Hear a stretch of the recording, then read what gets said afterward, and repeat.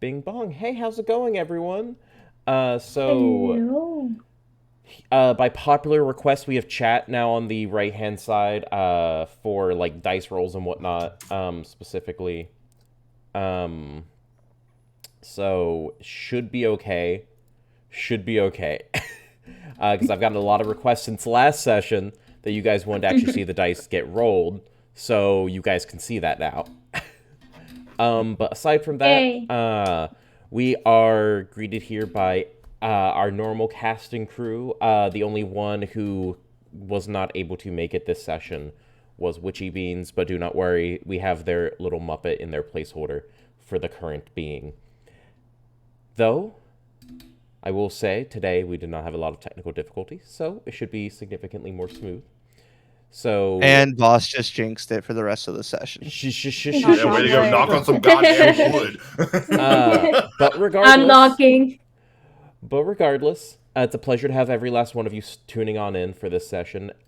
If for whatever reason someone cannot make it for the entire duration, do not worry, it'll be up as a VOD shortly thereafter.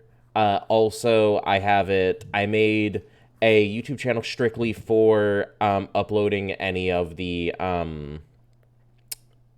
previous VODs that may have gotten deleted. It'll be up there as well. So you guys should be able to still catch it, even if you don't manage to watch through the entire thing. So there's for you guys.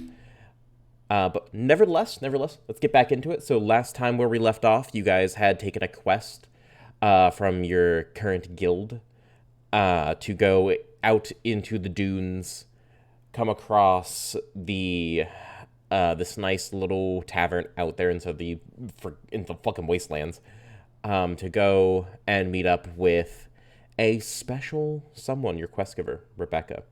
She told you of the locations of the 3 shards of the artifact that she requires you guys to go get, so that she can go and save the village that she is trying to protect. You guys kind of sussed her out a little bit, assuming that she's fucking her friend, and then proceeding to head off to Yondra Flats, where you met up with the wonderful, wonderful man who runs that village. Doing so, you all ran on through and talked to him, made a deal with him to go Am I the out. only one Voss is a robot for? I hope. No, boss sounds No, fine. I'm Okay. hearing Voss just fine. No, boss boss okay. is fine. Okay, Voss turned into a We- robot for me for like a fat second. Okay, I'm sorry. Anywho, He's not an AI. so you guys talked to him, and you guys are now running out over to the bandit camp, due, I believe, west. Heading out to defeat them, you all had very tactfully defended yourselves against an ambush, destroying them. One of you almost dying in the process. Drac. The shade. Yeah, the shade. The absolute shade. Proceeding to go back further into the wastes, you proceeded to scout out forward, very tactfully found an advantage point to attack this and scout out the bandit camp. You guys found they had some captives, and sending forth your most capable member, Obviously. the most capable Yes. member, the most stealthy Yes. girl that we have here. Mhm. However, the Nothing went clap wrong. of her ass cheeks were far, far too loud, almost alerting every guard in the presence. However, Witchy Beans, oh Babino, she had the brightest of ideas to do a bird call. Now, subtle it was not, effective it was, causing every last guard inside of the bandit camp to be furious, fuming, and downright pissed off, throwing rocks and the such up to the top ridge, yelling at them, but not seeing any of you, as our little Gabo managed to sneak the 3 individuals over the cover of night, up the way they came, and hopefully out of the ridge. Now then, moving on back into the current time frame. You guys were still getting up there. I will go ahead and move you back over to the group. The two individuals kind of scurry down the rock side out to the back. Do keep in mind we do in fact have our two wonderful individuals, Drac and our ranger, Fallon, over waiting at the opening to the ridge due north, waiting for the sounds of battle to rush on in and save the day. But Babino is dying as they have gotten quite the nasty cough. However, the bandits are still buying it as if this is the thing that they hear every single night. Cryptids, maybe. We'll see. So, let us begin with the ambiance. Now we have that. Ooh. Nice. Once again, let me reset you the scene for the area around you. Of course, you guys are up high on a ridge. As the winds blow across the horizon, as you each step you guys take, occasionally you guys feel the crunch of the sand underneath foot, but you guys are all sitting there, kneel down against the hard rock up on the top of the ridge. The nighttime air breezing on past you. You guys are close enough to easily be able to whisper to each other without anyone else hearing. But Babito is over here hacking, wheezing, and coughing all on all fours, just die. They look like they're about to die, but they're like slamming on their chest, getting like it looks like they can handle it. But if you didn't know them for any longer than what you have currently, you'd be terrified that they would die. However, the two of you at the front end side are standing their backs against the rock face. The cold rock, kind of like jutting just a little bit out from you. You're inches away from easily being able to be seen, but you guys know that you are under the cover of darkness and down quite a bit. So it is not going to be able to be, you guys are not going to be able to be seen. You guys are full aware of that. So, the two individuals kind of thank you with a quick wave as you had motioned for them to point them back down towards the safety down the ridge as they kind of skitter on off down the way together. You guys are now left with the guards down here, down in here, yelling profusely at the rock face, grabbing pebbles off the ground and throwing them as you hear the little dinks of them against the rock, about maybe 10, 15 feet under you. What do you do from here?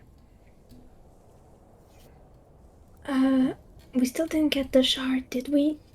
No. No, not yet. No, we did not. Bodge, did you see where it was, maybe? Nope. Sure didn't. Are the two merchants are with us, right? Yes. They walked, they were sent down the edge side, because that's honestly going to be the safest bet for you. Is having them just kind of go down towards the road on the bottom of the hillside. Well, I was gonna ask if they saw something, but never mind. I'll go ahead and give that to you between, when they were passing. I'll go ahead and say, they haven't seen any form of, magical items so far, but they've been taking things in and out. They got here very recently, and they've had a very, very bad time since then. Okay. So, we don't know where it is. All of them are awake now. What are we supposed to do?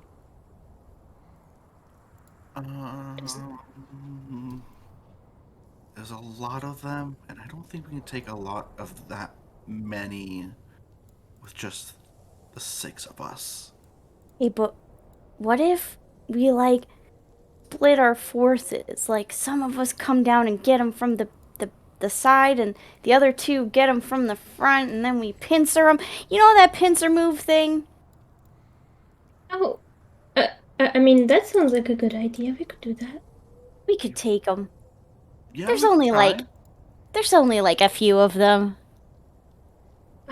Okay, let me tell that to the other two.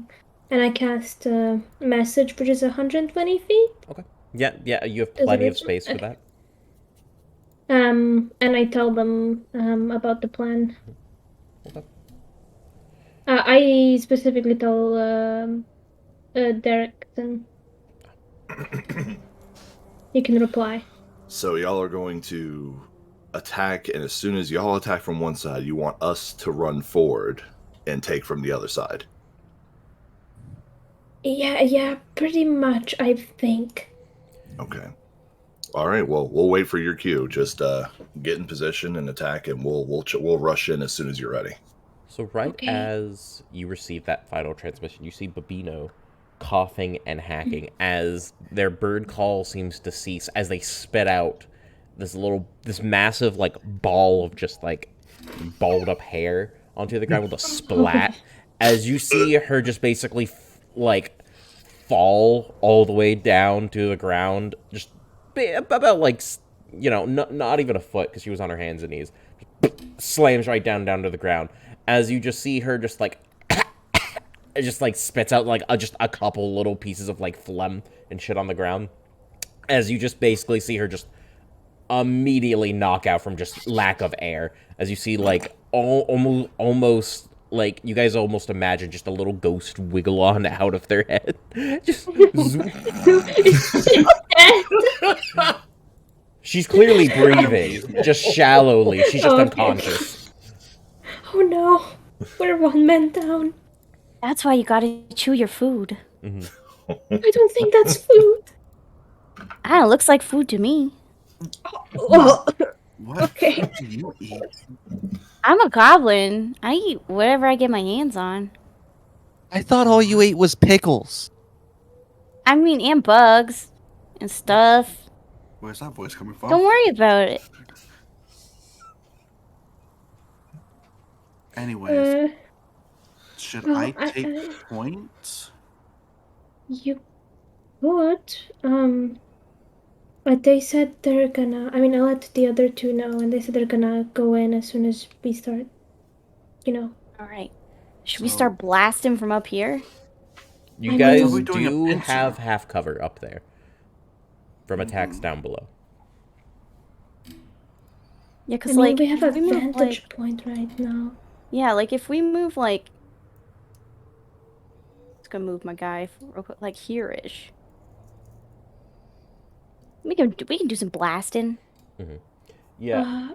Keep in mind, Mm. essentially, it's just like rock face, about 5 foot drop, just rock platform. That kind of thing. It goes out to about like that's kind of the dimensions we're looking at. Okay. Alright. So I like, see the plan here. So I essentially guard the ladder and you guys shoot from the ridge. Yeah, we could do that. So then they can't get up and surround us while we're attacking from the ridge. And granted, I have my glaive, so I can just poke them down. I can also cast a spell that creates a web right near the fence. Not the fence, the ladder. Sorry. English stopped there for a second. So I can cast web there, so it's harder for them to get up, anyways. But only if it's like an emergency. now it is about a 30-foot drop from the top of that ladder to the bottom. Just FYI, Yeah. just so you are aware. I'm not expecting to drop down. I am going to essentially be a guard of that ladder, and no one's going to come up it. I just wanted to let you know the distance for it. Okay, thank you. Mhm. So, Okay, let me just quickly, and I cast mage armor on myself.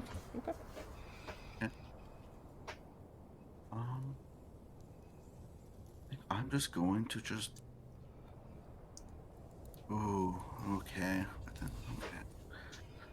So if I do move in front of the ladder, would I be seen or no? If you move to the edge, you're gonna need a stealth check to not be seen. Now you are not in bright light, so you are obscured, so you are gonna have advantage on it. But you since they're kind of looking on up, they will have the chance of seeing you. Since you guys are on the edge right now, you guys are kind of crouched down below it. They don't really see you right now. Since they're not really noticing you from that far back. But if you guys happen to go down here, you guys might incur a stealth check, yes. So if I can move like right on the square right here, right? Square right here? Right above Right it. here? Yes. They might see you from there, but, it'll still be an advantage stealth check. All right, then I'll do that. Okay. You're gonna crawl on down? Yeah. Okay. I'm just gonna roll stealth check down. Sure. Go ahead. Go ahead and roll at advantage. Oh yeah. Mm-hmm. Stealth. Nice. 15. That was better. Phew. Let me take a quick look. I'm just gonna just. So you kind of like turn as you grab the edge of the ridge, kind of like drop on down, crawling down just a little bit, take a little foothold and drop on down. You turn your head to look on towards the edge. You only hear the same thing that you've heard previously, but a rock kind of flies over the edge and hits right next to you. You kind of freeze for a moment. You kind of just turn and like shamble on over there. You come down to a slight kneel as you look on over the edge slightly. They seem to all be looking like up in here, as they all seem to be currently, since the sound has stopped of the coughing and hacking and wailing, they all seem to be kind of like, oh yeah, we got him, fuck that bird, yeah. So they're all kind of like looking over at each other, like pumping Small arms, face. like, yeah, fuck it, let's go to bed. So they're turned away from us right now. Yeah, they're kind of looking at each other. Some of them are still looking in this general direction, but most of them are kind of like, looking at each other for the most part. These guys are all still looking in this direction, Mm-hmm. but that's because all of these guys are over there. The whole camp is kind of just waiting on everything to resume back to its original state at the moment. Okay, I guess we wait for a little bit. Until, like, they seem to be less on edge. So you guys see them kind of move on over as they begin to return to their original posts over at the front end side, turning back to their general duties. Some of them going to go lay down. I think this is a good time to go. Watch, do you wanna go first? Yeah, I'm gonna like kind of come towards where Young is,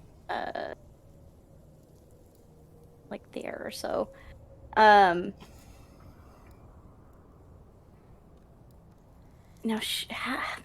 how do we do this? Listen, I'm no master tactician.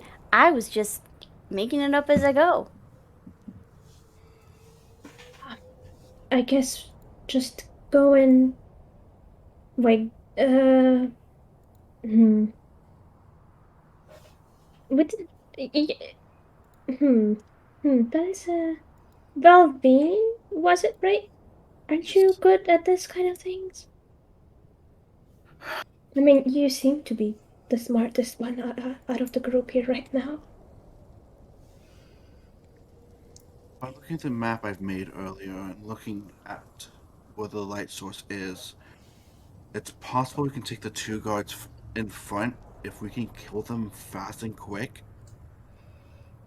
They might not make a sound and their bodies won't be noticed in, the darkness dropping. So the only... So I could make the whoops, sorry, ignore that. I didn't mean I could make the lights go out. Yeah, but you have to get really close for that. Really, really close. Dangerously close. That's another spell that I clicked on accident. I can make basically like a shroud of darkness.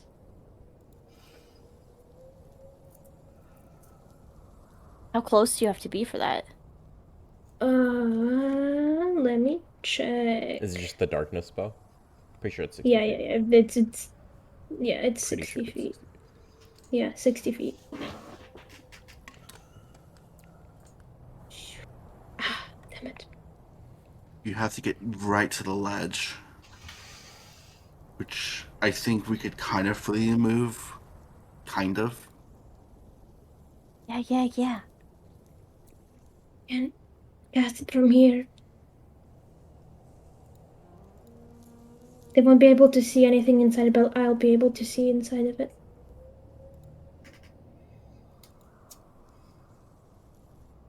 I think that's a good idea. Yeah. But you guys won't be able to see inside of it either. What Well, does I it have. do? Like, Imagine a big dome of darkness. Magical darkness. You can see okay. inside of it. Even with dark vision? Yes, even with dark Oh. vision. Because it's magical, and I do like little hand thing, the jazz hand. Well, actually, if we do that, we can kill the 2 guards and then kind of get the Like, other 2 lure in them. here. I mean, it could distract the guards in the middle, and then we get rid of the 2 ones up front. Yeah, that's what I'm And then talking while about. they're confused, we have the element of surprise. Yeah. Alright, want to do that? I think Okay. that's smart. And then we can concentrate our efforts on the 2 in the front. Can anyone else do a bird call? Just so we alert the guys. Because I think I don't want to. I would like to test my hand at a bird call. You're gonna test your hand at a bird call? No, Yeah. not now. Are we not gonna hit now, them by not now. surprise? But they're I mean- gonna see us now if they. I mean, when we do that, I will test my hand at it. Not now. Okay, you know what? Just gonna send them a message, like a through 3, 2, 1. For when I cast the darkness spell. All right, ready? 3, and I cast a message to Derrickson, Okay. and I just go 3, 2, 1, and I cast darkness right at the fire pit. Okay. And With that my is. sorcery points, so I can see inside. How are you using sorcery points to see inside? It's a shadow sorcerer thing. I can It's cast shadow sorcerer. darkness with my. Yes, Okay. yes. Can you post that feature inside chat for me? Just for a second. Yes, let me find where it is. Okay.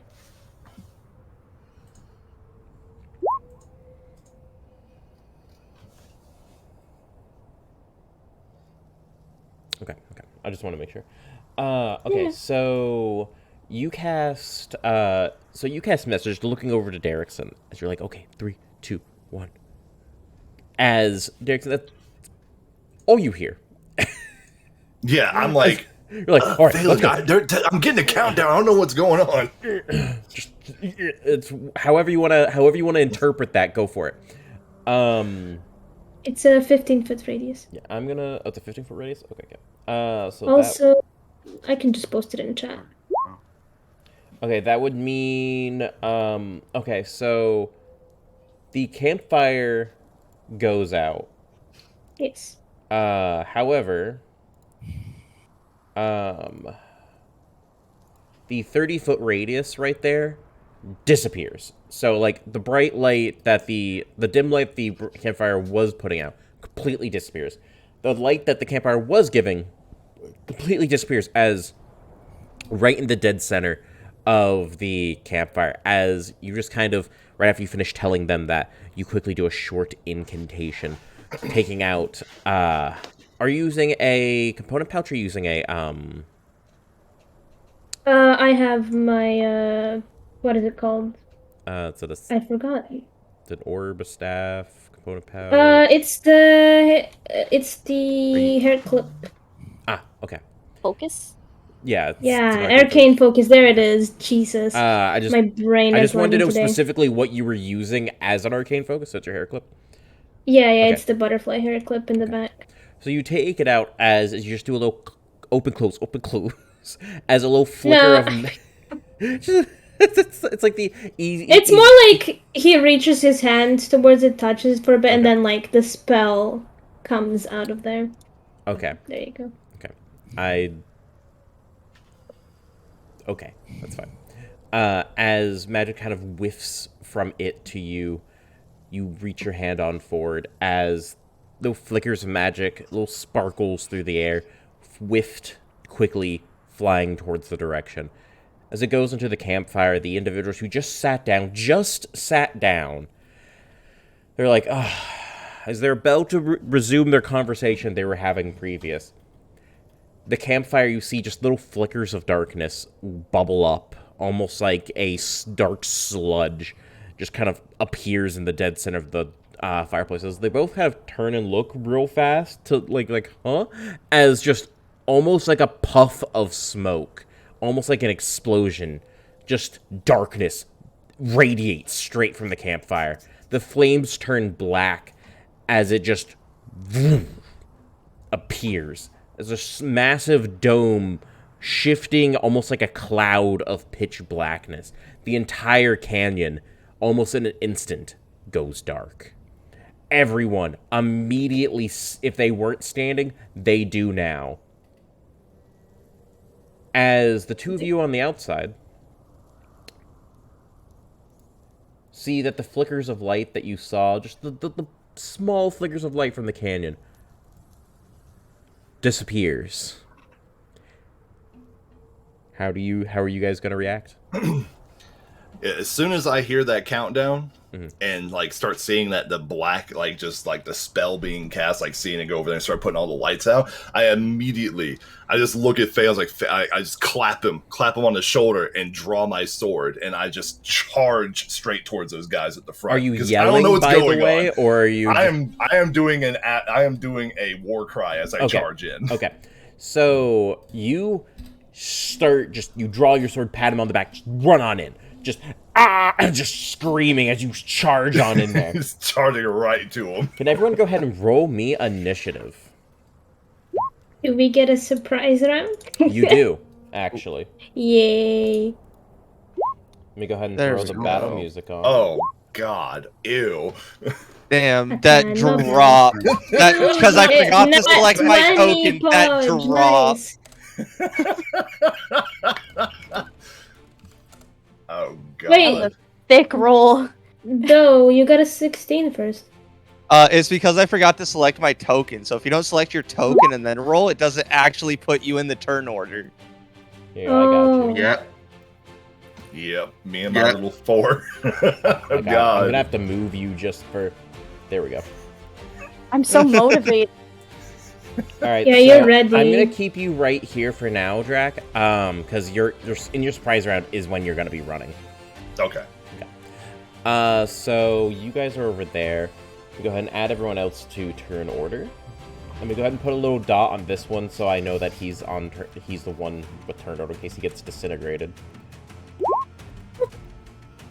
Let me grab.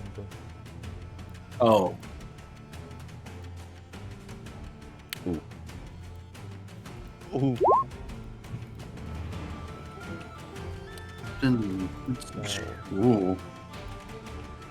So they are going to descending roll. All right, you're up first, Gobbo. What you doing? I'm so motivated and excited. I immediately am gonna throw an Eldritch Blast at the. How do I ping? You can just hold right click. I'm sorry, hold left click. Hold left click. That guy. At that guy? Okay. Oh. So Yes. he's currently, he basically turned around, and then he kind of turned right back around as he hears just the start of a war cry coming from the distance. As you just go ahead and roll your attack. Ooh, okay. So you are in a surprise, so go ahead and roll with advantage. You are technically attacking from stealth. So that is going to be 13. Let's see if that hits. That does hit. Go ahead and roll damage. The little baby slap. Little baby stuff. I'm too excited. So hopping up and down, you're brimming with too much time. You don't really get off the easiest, most powerful blast. You're kind of like, boom. As you kind of like raise a hand up to your side, energy starts bubbling forth, mana conglobbing together into this orb that then just explodes out into a fine laser beam, which just turns and twists, firing out. Slams right into the back of his head as he just quickly takes one step to the side. It's almost as if hitting someone with a high-pressure water gun. It just sprays everywhere. As he just kind of, like, rubs at his head, he doesn't even seem to be bleeding, but that punch is almost as if he got sucker punched in the side. As he just kind of turns and looks up towards the canyon top. He doesn't even have time, really, to speak. Do you have anything else? I'm gonna, like, crouch down as much as possible, but otherwise, that's it. Okay. So, this bandit right here is going to just go ahead and yell, "We're on alert! Up on the ridge!" As he yells out to the entire camp, as everyone appears to look around and draw their blades, and draw their assorted crossbows and such. These two are going to quickly move right on over here and try and do just general pot shots over at your direction, which they're going to do at disadvantage. Wow. 2 9s. Thanks. Alright. So I'm assuming both of those miss. So they take out the crossbows as they kind of point them up at the ridge, not really knowing specifically where you are, but very close. They know your general vicinity. As they will fire, you see the bolts wreck as they fly right next to you, slamming into the hard stonework next to you. As further on down, none of these individuals actually know where you are. They're going to all get up. The ones in the smoke can still hear where they're coming from, so they're just going to run on out, confused as all hell, but they couldn't see anymore. Looking around, they realize they can see again, but it's dark. As they're just kind of like looking around, they can only see through the dim moonlight. They start heading towards the ladder.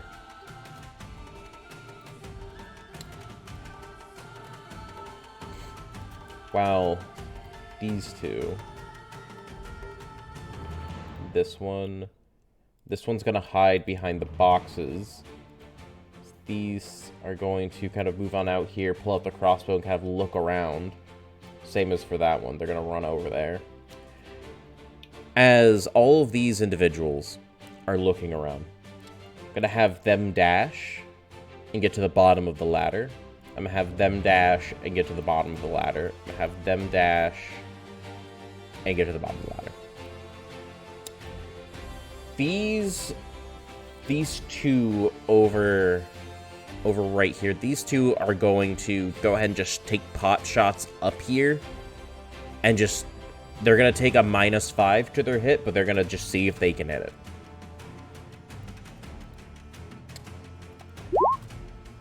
No, not a chance in hell.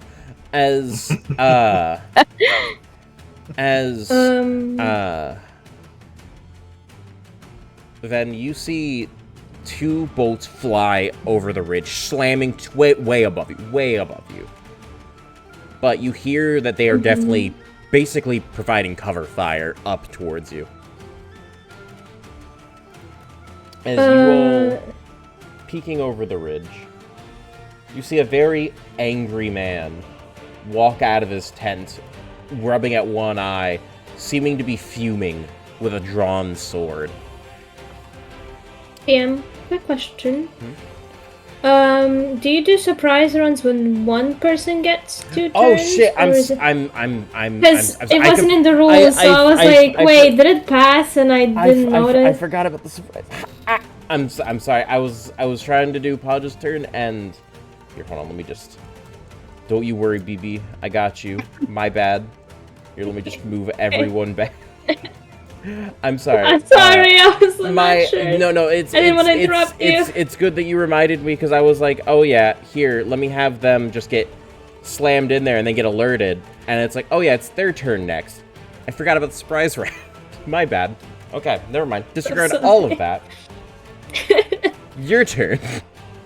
Okay. Yeah, I'm gonna trust that the two can handle these two, and I'm gonna. Question: is this one alerted towards where we are after? I'm gonna say since it's not their turn yet, no one inside the camp is alerted. They're all kind of weirded out, like they're semi on alert. They're kind of like yellow versus red, if you know what I mean. Because the campfire just dipped out, so they're kind of like, huh, what's going on? But they're not like they don't know what's going on, if that makes sense. Okay, and Podge hit this one.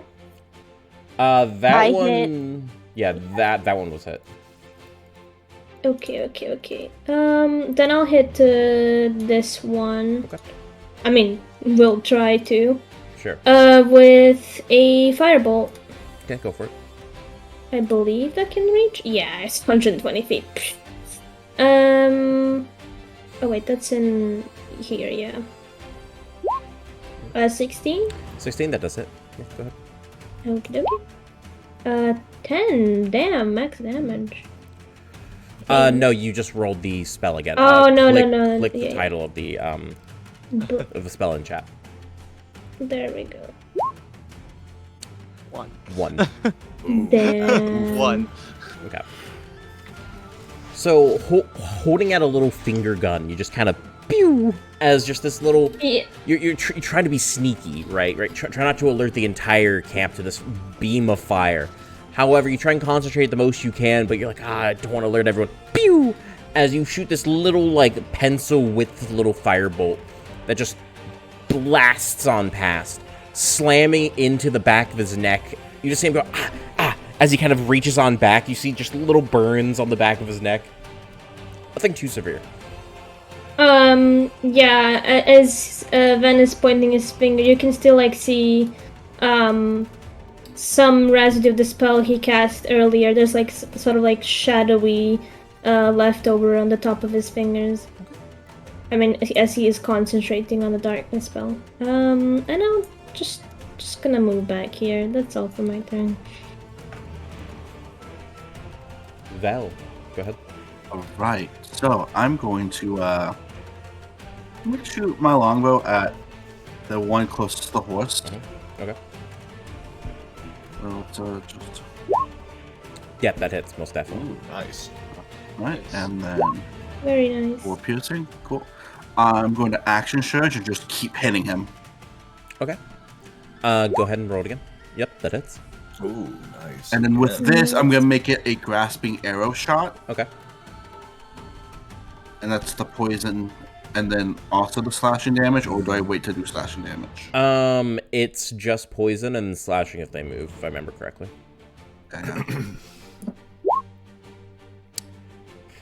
That's enough though. As you kind of crouch on down, you whip out your bow. As you're like, easy shot. Pull one arrow into the quiver, pull one arrow out of the quiver, getting another one ready. As you knock one arrow, you release it. It flies. You see it slam right into the back of his shoulder as he just is still rubbing at the back of his neck from that little burn. He stumbles on forward, putting a hand on the horse, who just kind of shakes its mane. As you take the next arrow quickly, not even a second later, pulling it all the way back, firing. Roots begin right when it flies, begin bursting from the arrow.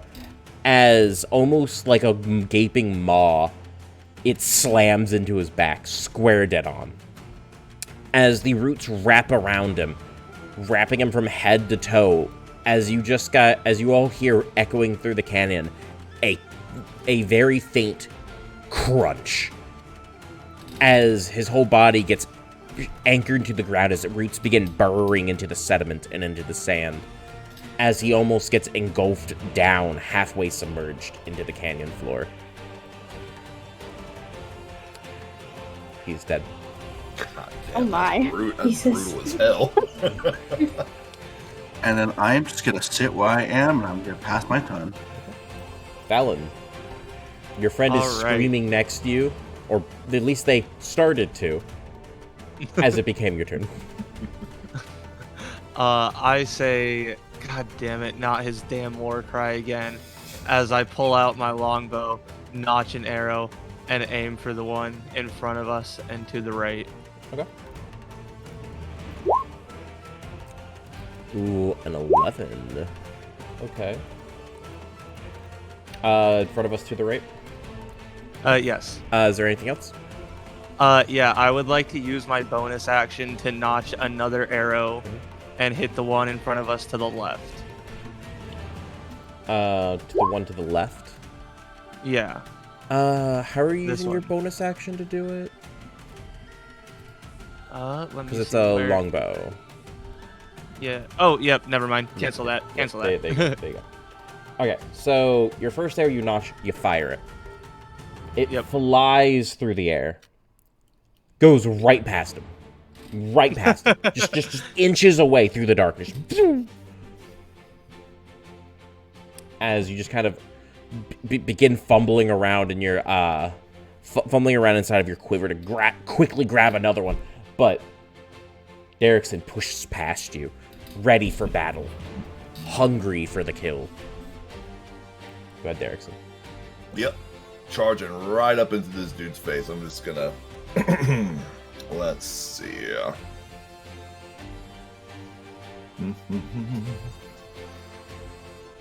Alright. I'm gonna go ahead and...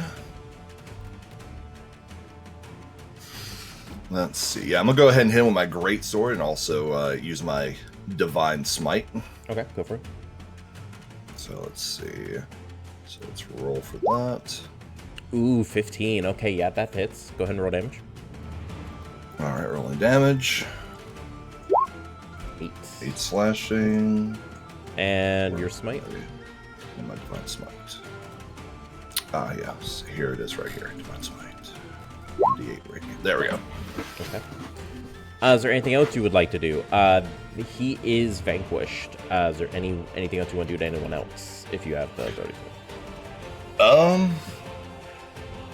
don't think I have the ability, but like if I had basically just cleaved him, I would like to start moving towards the other guy. Yeah. Go ahead and move. I'll go ahead and move in front of him then. And that's where I'll stop. Okay. So you rush on forward, battle crying to no end. As you run on forward, the dude just kind of squints and looks in your direction as you grasp your sword two-handed. Raise it on up. You see the blade begins brimming with bright, dark red energy as it just sparkles almost with a flicker of lightning across the blade. As it illuminates just your face. As you see him recoil back with a, oh shit, as you slice him dead in half. Straight from God. shoulder to hip. As he folds, splitting in two, falling to the floor, you quickly turn with a smirk, looking at the next target, who just quickly is like starting to back up as you run right in front of him. Fallon. Wait, no, it is... Okay, Yeah. you already... Okay, so I guess... There you go. Oh, Dutch. There you go. Alright, go ahead, Yes, Gabo. no. I am going to cast Vicious Mockery at this boy by the boxes here. Sure. Alright. Whoop. That ain't gonna do it. You might. It's a wisdom save. That is an 11, because it's not a disadvantage. No. So, with that 11, it doesn't really do anything. What are you yelling at him? I'm yelling at him that he's a stinky toe licker. He just kind of turns around, looks up at the ridge like, what? Is there anything else? You heard me, you stinky toe licker. That sure is an insult. Are you gonna move or are you gonna stay right there? No, I'm looking him dead in his beady eyes. I just imagine you like standing upright, hands on hips, just like looking at scolding him as he just looks back up from what he was doing. He was kind of crouching down behind the boxes as he's now just kind of looking back at you like, huh? just sees in the distance in the darkness, only illuminated by moonlight, just this goblin little maid just like looking down like, you toe licker.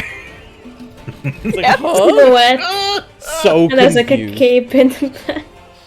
Alright, so we're gonna start off with this very terrified bandit up here at the top. Actually, wait, no, it's a surprise round, which means they... No, actually, this would be the No, second... it's fine, they have a turn. This is second round, yeah, this is second round. Okay, so they're going to make one quick scimitar attack. Which misses. So, Derrickson, you see him just very scaredly draw his sword as he just kind of shit as he tries to thrust towards you as you're just like pathetic. You just step to the side and just turn your wrist as your sword knocks his sword straight down to the dirt. You look him dead in the eyes. He is sweating. I bet he is. You will not last long of this world, worm. Shit. These two are gonna run up here, take out their crossbows, and fire over at you, Derrickson. What's your AC? It is 16, yes. Okay, that's what I thought. They fire in your direction. As their crossbows get loaded, you hear the clicks and the as they both fly through the air. One goes right next to you, right past your ear. You don't even flinch. The next one you hear just dink next across the rock, maybe 15 feet next to you. Easy miss. Moving up next. The guy at the box is gonna be like, fucking bitch, as he just grabs out his fucking crossbow, Oh my points God. it up at you.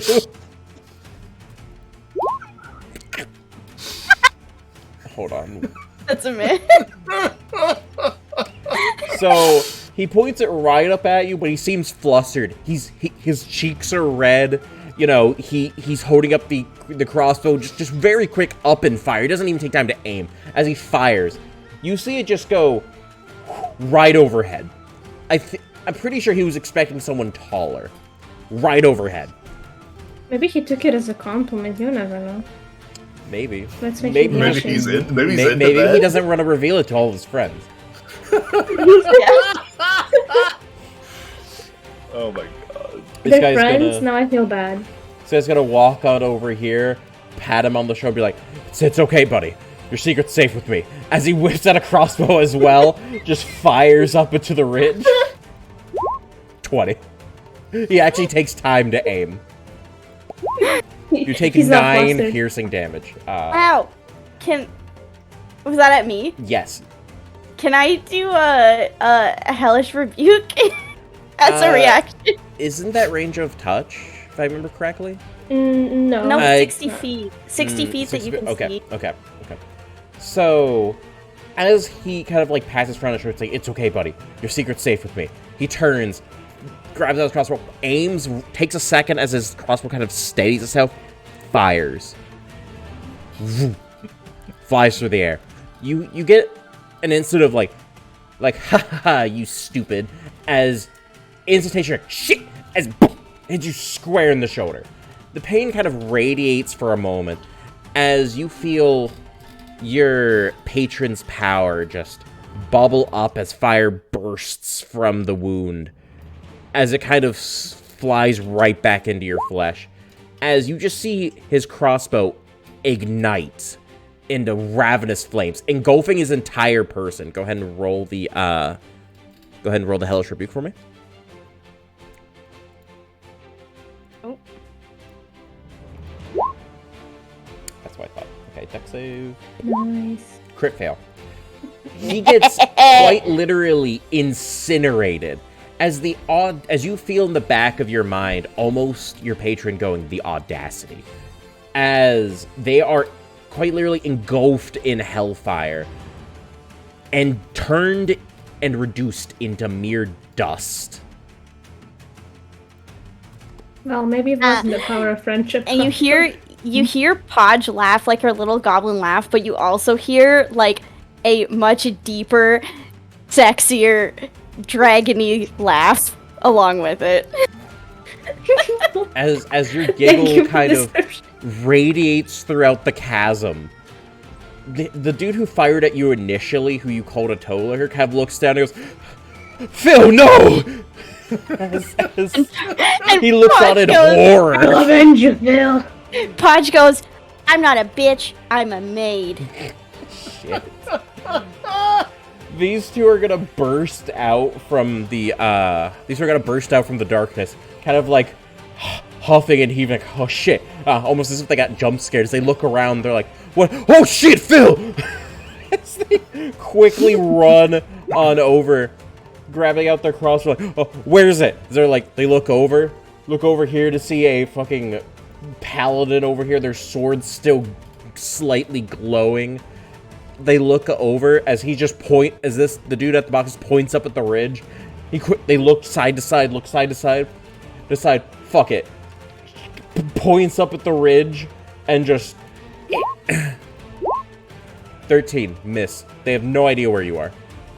They're just firing generally at the ridge. It flies next to you as you hear the bolt slam right into the rock, as this man seems terrified, just firing in the direction he was pointed off to. As the other one just quickly looks on over, looks way off into the distance at the paladin. At disadvantage, because it's... No, actually, that is within range. Takes a shot, but it misses. As it flies, Derrickson, you hear the thud of bolt hitting sand by your feet. Boom. Hits the sand. Oh, God. And then stumbling out from the tent seems to be a much more capable man. Tired and a little fed up with this. As he just kind of stumbles on out, as he goes, what is the meaning of this? Benino, it's your turn. Veneno, but yeah. Okay. This one is the one. Oh, oops, sorry. This one is the one that insulted Podge. Right? Actually, this one is. Oh, this one. Okay, my next target. Of course. Yeah. Nobody insults Podge. No. You don't get to do that. Bless your heart. I'll chill touch this time. Why not? Okay. And that is, okay, it is a hit. Okay, yeah, go ahead and roll damage. Yep. 6 necrotic damage. Okay. Would you like to describe it? Basically, this skeletal hand appears around him and just kind of squishes him, dealing necrotic damage as it kind of like seeps life out of him. Okay. So, it kind of grasps on a hold of him. As you said, the spectral hand appears and grabs onto him. As you see, one of his arms begins to turn black and wither as it shrinks entirely. As he just looks up, winces, and screams in pain as he falls down to a knee. You see his arm turn much like a raisin. And it's necrose. As he seems to be sweating, panicking, and on one knee. He doesn't seem to be doing That's too what you get for calling her a B word, anyways. Alright. Seeing the band captain walk out of his tent, Vilvine, without hesitation, launches her longbow and points it at the captain and fires. Go ahead. I should be in range. Oh, I'm so in range. Good. Go for it.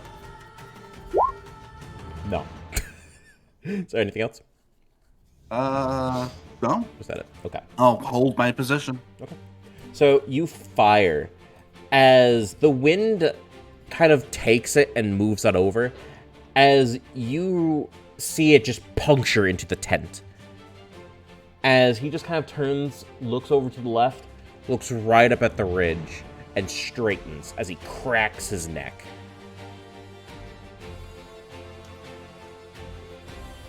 Anything Get else? me, motherfucker. Fallon, go for it. All right. I move slightly forward and say, now this is where the fun begins. And I proceed to knock another arrow and aim it directly at this motherfucker that dared to take a shot at Derrickson. Okay. That hits. Yay. Ooh. Ooh. Nice. Anything else? Ooh. Or is that it? Nope, that's it. So you take your arrows, you pull it on back, you aim it perfectly as you fire. Flies through the air. Goes straight forward as you feel it almost be personal. You know, this is one of your friends. You aim for it, hits him square in the middle of the throat. Flings him back and into the ground. You see him writhe on the ground for the remainder of this fight before he will expire. Anything else? Nope, I had my turn. Derrickson, you're up next. All right, I'm gonna go ahead and just plant my feet and just attack this guy right in front of me with my greatsword. Okay, go for it. And there we go. Nice. Oh yes. That hits. Yep, go ahead. Oh, that's a wrong thing. Yeah, Let me hit that's that. Are Wrong you button. applying There we smite as well? go. Not this time, no. Okay. So, you straight up, like, upon knocking his sword down to the ground, he's sweating. As he pulls his sword on back, you just smirk as you do a quick twisting flourish, curving it from the side down below and sharply bringing it back up. As you take his arm clean off right at the elbow. His sword drops to the floor. Blood begins spraying across the ground as he just looks down, holds up his now stump of an arm, and just yells in horror as he just tries stepping on back from you. But you just slowly move forward towards him as well. Anything else? He is still alive. He is still alive. Barely, So yeah, I'm but gonna I'll just stay right here then. Alright, go ahead, Podge. I'm gonna shoot an Eldritch Blast at Phil's buddy who called me a bitch. Well, yeah. Nope! I Ooh. critically failed. Oh no! So, I'm frazzled. go ahead and roll me damage anyway. No. No, no. That's a bad sign. Oh no! Oh no. So, you aim it in their direction as you conjure forward with pure anger. You're like, out of pettiness and fury, it conjures forth this massive, like, basketball-sized ball of just eldritch power as you just point it in the direction. Your hand moves slightly to the side as it explodes, sending forth this massive beam of energy that tightens and tightens before spinning, taking the head off the horse right next to him. Oh. It just falls to the ground with a mighty thud. The horse. Meat's on the menu tonight, boys.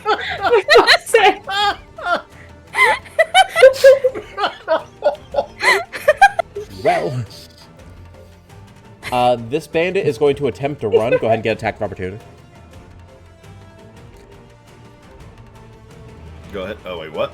Yeah, you get attack of Got you. opportunity. Got you. Yep. Got you. Get his ass. Get him. That hits. Yeah. Roll damage. You just rolled it again. Go ahead and roll damage.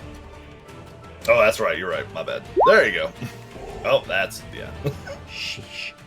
He tries to run away. As he turns around, you see him, he's beginning to profusely tear. As he's crying his eyes out, he turns his back to you and begins running away, slipping in the sand. He falls down to his knees as he just quickly stumbles on upwards. You just take your sword, nonchalantly move it to one hand, shift it to a backhanded position as you just grab both sides and thrust forward. Hits him square in the heart. He just gets impaled. You take your foot, kick him forward, right off your blade, and just look off to the last remaining bandits inside the camp. Yeah, I just look at them and I just scream at them. It's like, this is what happens if you turn and run, cowards. Oh my god. They're gonna look over at each other, take a few steps back, and fire at you. Like, get some distance. just gonna back away real quick. Both of them miss. However, Drac, one of them flies right dead on you. However, you take your sword, which is in front of you, turn it to the side as it hits square on your blade, deflecting it off. You turn the blade slightly to look back at them, as the dude who shot dead on at you would have easily hit you square in the face, would have been a headshot, certain death. He just kind of takes another step back, not leaving eye contact. You see his hand move back into his bag as he just fumbles furiously to find another bolt. As the others proceed to move around here, as they are going to move behind this cover, and I'm going to say these two are going to start running up here now that they kind of are hearing that there's people up there. They're going to grab their boat. They're going to grab out their swords and dash towards the ladder. One gets a little bit of the way up. The other one is at the very, very bottom. However, the bandit that is barely alive props his crossbow up against the boxes, angles it on up, and then fires, hitting you once again, as he just lets out a cry, "This is for you, Phil!" Hits you right there again, another 9 damage. Do you want to do another? Oh my god, I'm hurting. I'm hurting. Do you want to do another Hellish Rebuke, by the way? Yes, I do. Okay. Go ahead and roll I that. have 4 HP, by the way. Oh my god. Don't worry, I'll get him for you. Near death, oh god. Ooh, 15. So it's going to be half damage. So that... regardless, that's going to kill him. So it hits you right in the leg as you fall down to a knee. As you're barely remaining conscious, you feel 2 hands across your shoulder as you turn and look to see your patron standing there behind you, almost like a guardian spirit behind you, as you see their hand waft past you. No one else sees this, by the way. Okay, I was about to ask. No one else sees this, by the way. However, they reach their hand forward as they snap their fingers. The entire area right around here engulfs into flames. As And Podge goes weakly, "Say hi to Phil, motherfucker." As they instantly engulf into flames, the entire box set explodes as light fills the canyon now once again. As they get incinerated, you see the silhouette of their body behind the boxes through the flames just melt and singe down into nothingness. Just Thanos snapped him out of existence. As you see the visage of your patron once again just leave, but not before giving you a small one single pat on the head, and then disappear. The captain is going to take a few steps out, walk over here, point his sword over at you, Derrickson, as he draws a second short sword. His long sword points in your direction as he says, "Your fight is with me, not my men anymore." Well, if you want to come at me, then I will repay in kind. Go ahead, then. Your turn. Okay. I'm sure he'll be fine. I'm gonna shoot the guys at the ladder. You're gonna need to head towards the edge to do that. Oh, okay, so I can't see them from there. You cannot see them from there. It's like you're further back on the rock. If that makes sense. Okay, let me check the range. Okay, nice. I'm gonna stand in front of Podge, you know, covered with my fucking 2 meters tall, you know. And I'm gonna shoot at the guy next to the captain with a chromatic orb. Go for it. Yep, let me just make sure that that is put in. And now, well, All right. So what? Go ahead and roll me damage, and go ahead and tell me what type of spell it is. let's go with the fire again. Go ahead, fire. All right. Do you want to describe how you fire it? Ooh, 7. He kind of pushes with one hand, Podge behind him, and with the other, he channels this like orb of fire in his hand, and just aims it at this one and fires. It's like slightly bigger than a firebolt would be. Okay. So this whirling ball of pure embers flies as you just see it slam right next to the bandit, slamming into the ground as it just explodes, sending sand and glass everywhere. Almost like strings of molten plastic, it just flies across the battlefield. The two individuals just quickly like raise their hands and their arms as they barely get just little singes here and there, but they mostly don't get hit with it.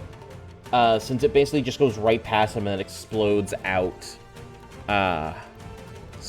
into like this direction. But lands here and then moves forward and then explodes out this way. This one just kind of ducks as it just, most of the shrapnel kind of flies around them. But they both, you now have all of their attention. However, you're not the biggest threat to them at the moment. Anything else? No, I would just say that he very instinctively pushed Podge behind him. That's okay. Velvine, go ahead. I do have a question for you, DM. Yep. Is that ladder destroyable? It is made out of rope. It's made out of rope. It's made out of rope. A simple martial weapon can cut that rope, right? It can. All right, I'm gonna move right to the square. And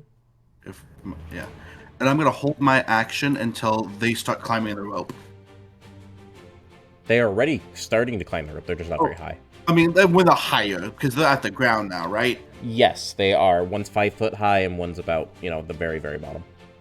Yeah, I'm gonna wait until they're a little bit higher. Are you waiting until they're almost at the top? Like, how high up are you talking? You're about 30 feet up. We're like essentially adjacent square, if that's possible. Okay, gotcha. So I'm gonna hold my action. Just out of reach. Okay, I got you. Yes. All right, that's fine. All right, Fallon, go ahead. All right, so I'm gonna move forward. I look over at Derrickson and I go, man, maybe your god does favor you after all. As I knock another arrow. And I aim it for the bandit right next to the leader. Okay. Okay. Anything else? No, that's it. So, you knock there, you pull it back, you fire. He looks over at you, ducks, right past him. You see it just puncture straight through the tent behind him and nothing else happens. I look and go, well, apparently mine isn't protecting me. And that ends my turn. Right, Derrickson, your go. Alright, let's see. Okay. I'm just gonna look at Phelan and be like, let's see how let's see how much my god favors me today. And I just kind of just walk up in front of this guy. Okay. And as I walk up, as I get closer to him, as I walk up closer to him, I just point my greatsword directly at him and say, "In the name of Timo, goddess of glory, I demand you face me, one-on-one combat, here and now." And I'm going to use my compelled duel on him. That's what, a charisma save? It's a wisdom save. Wisdom save. Shit. He'll nod. Can you go ahead and post that in chat for anyone at home? I sure can. 1 second. There you go. So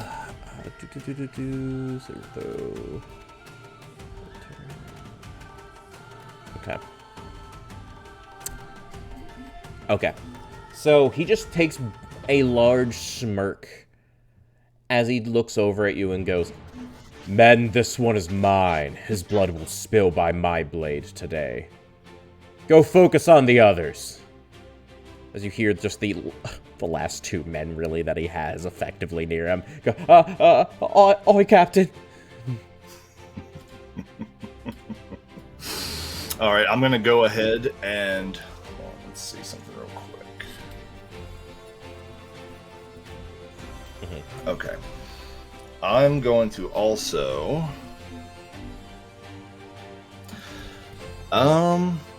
Each creature your choice you can see with 30 feet. Okay, I'm going to go ahead, and because I'm just, like, staring at this guy, and I'm really just trying to get myself psyched up, and I've been doing all of these terrifying things, I'm going to go ahead and use my conquering presence on the other 2 bandits in range and try to make them terrified. Okay, go ahead and post that in chat as well for me. I will. So they make a wisdom saving throw or become frightened. Yep, wisdom saving throw. Gotcha. Go ahead and roll for them as a couple. They both fail. Alright, actually, we have rules for this. Give me 1 moment to pull that up for you.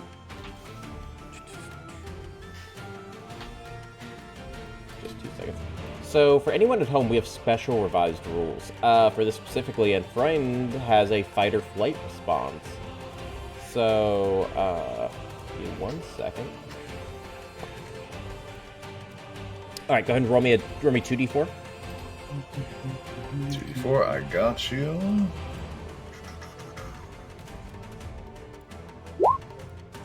Ooh. Ooh. Oh no. That's awful. They got the fight response. They are compelled to fight you out of terror. However, they have a massive penalty.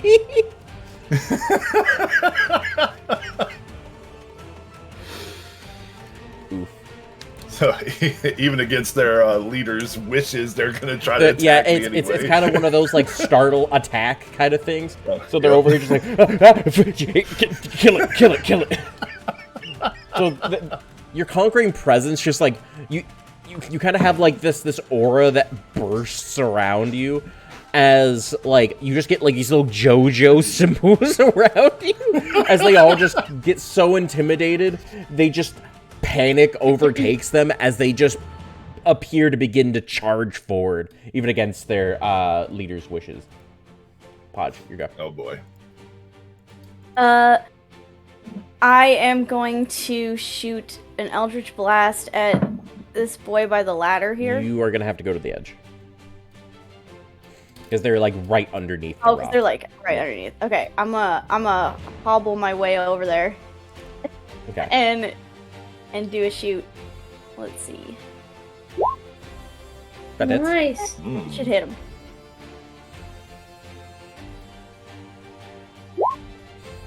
Damn. So... A little tickle. So you I'm a little conjure, dazed. you conjure forward, barely able to remain conscious. You hobble forward over there as you kind of raise a shaky hand as this flicker of eldritch power erupts in front of you, and it blasts on forward as you just nick one of them right across the face, cutting a large like anime gash across their cheek as they just kind of wince and look on up as they begin to move faster. up the ladder. I'm like, They all start moving up. Go ahead and roll that. Go ahead and roll me an attack for the rope for your ready to action.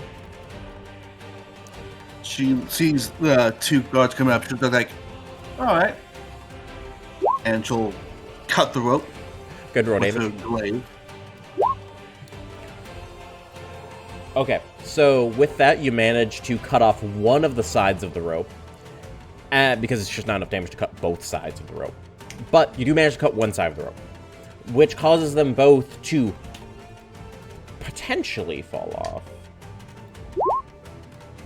Wow. Ooh, damn. They're holding on. Holding on Wow. for dear life. All right, so Wow. they're dumb, but they're strong. Got it. So, you cut off one side of the rope as you begin to move over to the other. The rope falls off the side, swinging them over to the side. As they both hold on for dear life, they begin swinging to the side, slowly crawling on up. That's where they're going to end, and that's the penalty they're getting for going up the rope and you cutting it, period. Their movement is going to stop near the top. They are within 5 feet of you, and the other one is within 10. However, they are not going to be able to do anything because they're trying to hold on to the rope and climb at the same time. So, these 2 boys are going to rush on in just as fast as they can. They drop their bows, they grab out their swords, and they just go, panically firing. They do not get disadvantage, however, they do get a -2 to both attack and damage rolls. They do also have disadvantage on any ability check while they're looking at you, and they cannot do anything but attack you. So, boop, bop. Both those miss, as they're just swinging wildly. You just easily shift back, like, step back, dodge to the side, as they're just slashing wildly. This is pathetic. Like, it almost makes you giggle. I just look at his leader. It's like, you don't have much control over your men now, do you? I'm sitting here just dodging and, like, just getting out of their way. He's gonna move straight on up. Oh, here we go. Just kind of gritting his teeth and hitting you with a... Like, just a little... as he just thrusts forward with one-handed bop, and then boop. Ooh, okay, these are hard to read in. Yeah. There we go. Sorry for everyone at home. I don't know why this individual in particular wants to have hard to read stats. So, pardon the light mode for 2 minutes. Okay, so that is going to be 11 to hit, miss, 15 to hit, miss, 20 to hit, does hit. So you're going to take 8 damage. Okay. As his first attack thrusts on forward, you're like, okay, this one actually has skill.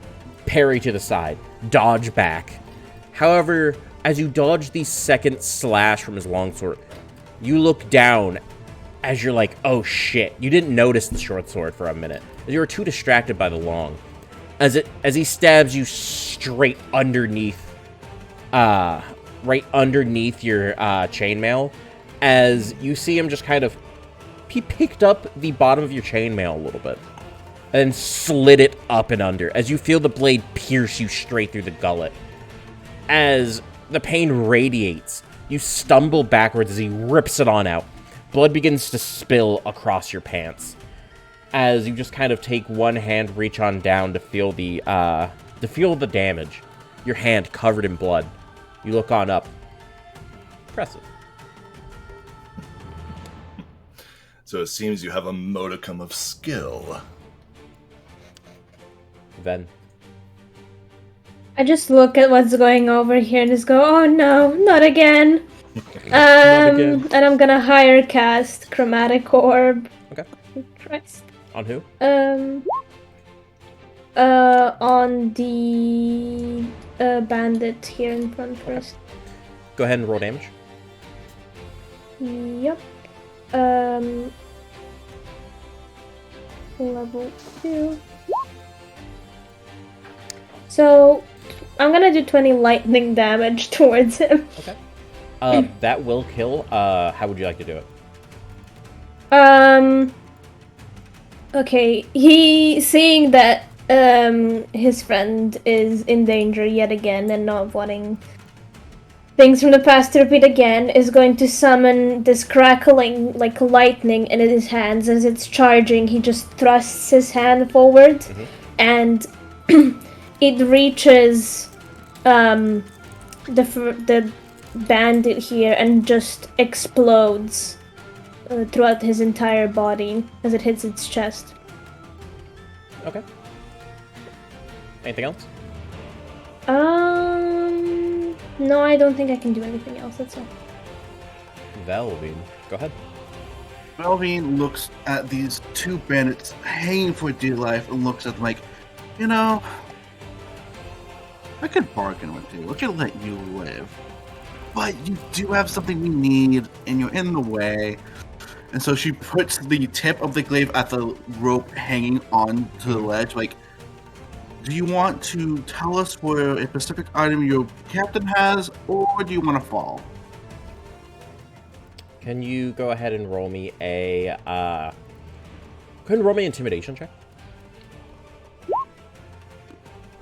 No.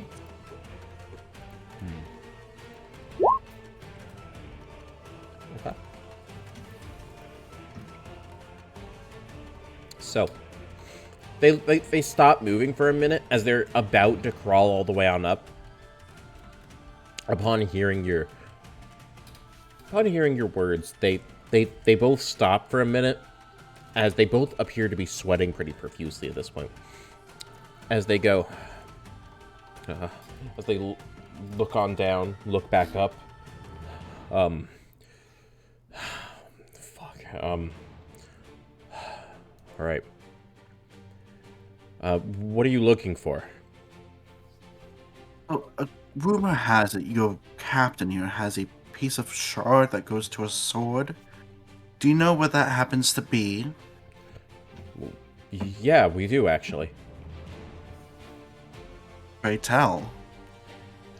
Looks on over at all the dead bodies in the canyon, and looks on over at his captain, who appears to be mostly alone.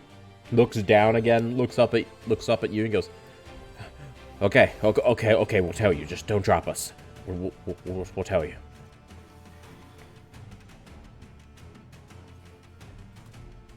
All right. I'm listening. Just gonna say, let us either up or go down. We'll tell you. As he just takes his sword and just kind of throws it down to the ground. As his friend underneath him goes, shit. Takes his crossbow and his sword and throws it out to the ground. Grabs the crossbow of the top guy, throws it onto the ground. So you surrendered all your weapons? There's no weapons on you at all? He kind of pats himself with one hand as he's holding for dear life on the singular rope. It's like, yes, that's all we have. Just please don't drop us.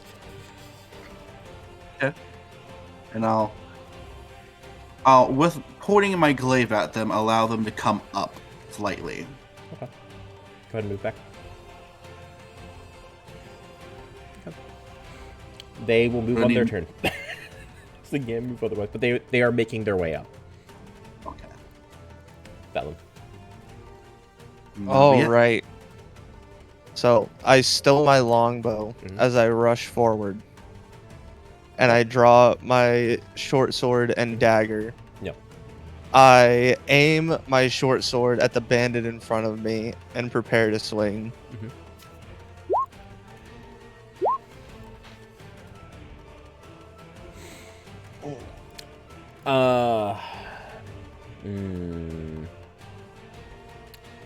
So you thrust on forward, but it appears, with the wild movements that he is making, it misses. Okay. Then I would like to use my bonus action, thanks to 2-weapon fighting, and follow up with a secondary thrust from my dagger. Go for it. That does hit. So, as you quickly, so they're like, fuck, god, You kind of thrust on forward. Hold on. There we go. So, you...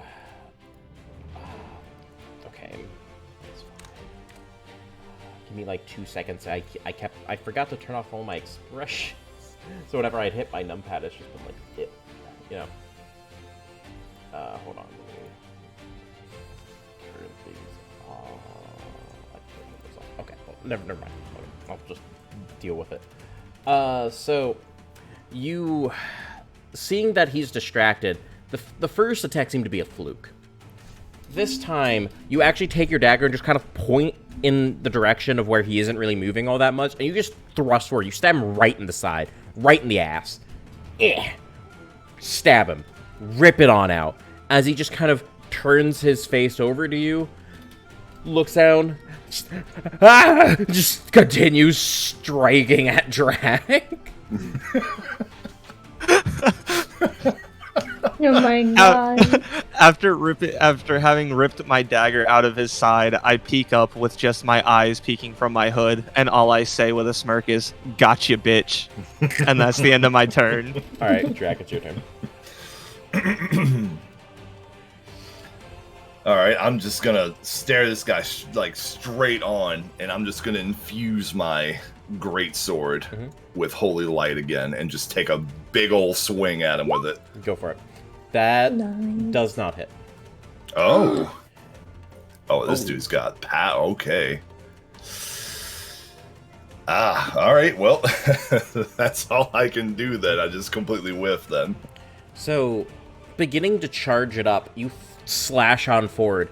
As he steps to the side, and with one hand, knocks your sword into the crossguard, and just knocks it over to the side. Use your, wow. You haven't fought someone with this level of skill in a hot minute. In a very hot minute. Lord. Alright. A worthy opponent. A worthy opponent, Glad indeed. that you are facing me. Here we go. I don't like that these bandits are now being allowed to come up here, so I'm gonna sneak back this way, just like, no, I don't like that, and kind of shimmy up against the ridge, but I'm not gonna attack them. Okay. So they are going to crawl on up here. I'm just gonna have them go here and here because you didn't really give them any more room. As they're kind of on their knees, hands up. They're like, all right, it's in the wagon, but you're gonna need a key from the captain. Ignore that. Just let us go. We won't bother you anymore. Do you one better? How about you flee, spare your life, and if you see any other bandit brethren, tell them that Velvine of the Golden Rose let you live today. They both look at each other, look back at you. They both profusely nod. All right. So they both begin running. Just fuck right off. They both dash. They scramble up the wall and just keep going. Awesome. Cool. Now, this last bandit is going to attack Drac because he's terrified. Yeah, that is a -2 that misses. So you see this it's a wild attack, but it catches you off guard. Narrowly, you see a blade go right in front of your nose. It's not even an inch away. It misses, however, as you take a step back, remembering, oh yeah, that's right, there's another one. However, the captain turns and proceeds to attack. Okay, that is a 24, an 8, and a 9. Ooh, okay. So that's going to be 11 damage on the first attack. As the first swing flies, as your attention is diverted, he catches you. As a quick flurry and a slash, you see him catch you right across the leg as it cuts deep across the top of your thigh, almost severing down to bone. You stumble on backwards. However, Fallon kind of catches you back, kind of taking a little bit of your weight as you steady yourself upright. The next slash comes in quick, but you quickly bring your sword up and block it to the side. You look on down. He's doing the same attack twice. You quickly jump backwards, barely managing to stay on one foot. As you threw your hand down, knocking the blade away as you moved backwards. You look on up. The same attack won't land on you twice.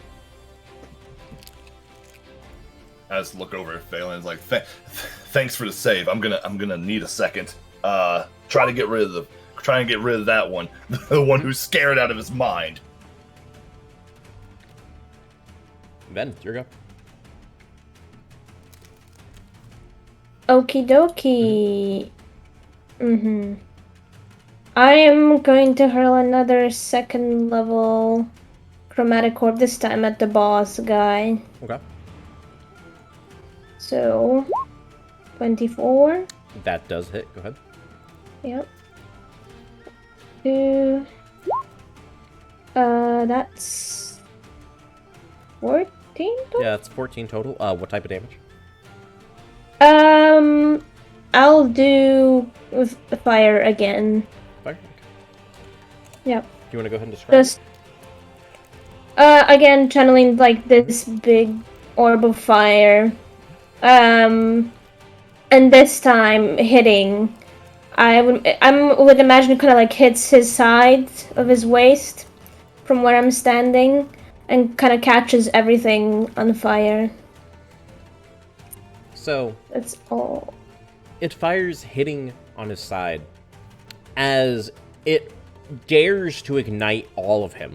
However, you see him quickly spin to the side, just about 30-40 degrees, swiping at himself as he puts out the flames pretty quickly, almost instantly as it hit him. However, you see across his arm is multiple burns. However, they don't seem to be life-threatening in any which way, shape, or form. Okay. Seems the amount of padding really paid off for him. I'm just glaring at him from the ledge, that's all. Okay. Belle, go ahead. Oh, so can I go down the ladder? Like, do I need to make an agility, or do I need a... You're most definitely going to have to make a check, yeah. You're going to have to make a acrobatics check to go down. Okay, let's do that right now. Okay. Oh, listen. Alright. Ooh. Okay. Okay. It's a 9. Okay. You start climbing down the ladder. You get 1 foot on the ladder. You get off. You get down about just almost to a sure footing down it. Right as the ladder snaps, the ropes under it, as it just drops under you. The entire ladder just gives straight from the point where you put your foot down on. So you just slip, falling all the way to the bottom. You take 15 points of bludgeoning damage. Am I prone? You are prone. Okay. I'm gonna use my action to get up. Okay.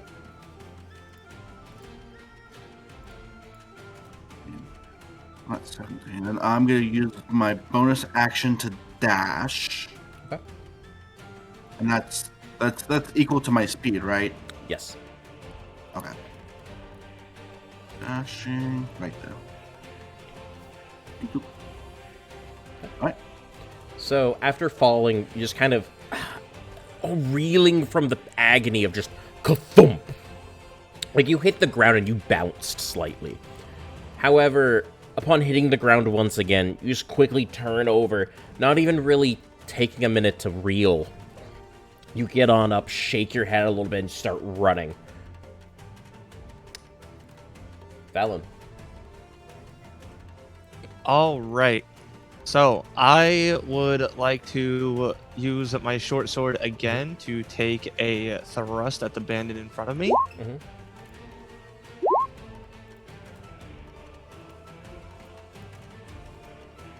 So that is going to be an 8. That's going to miss.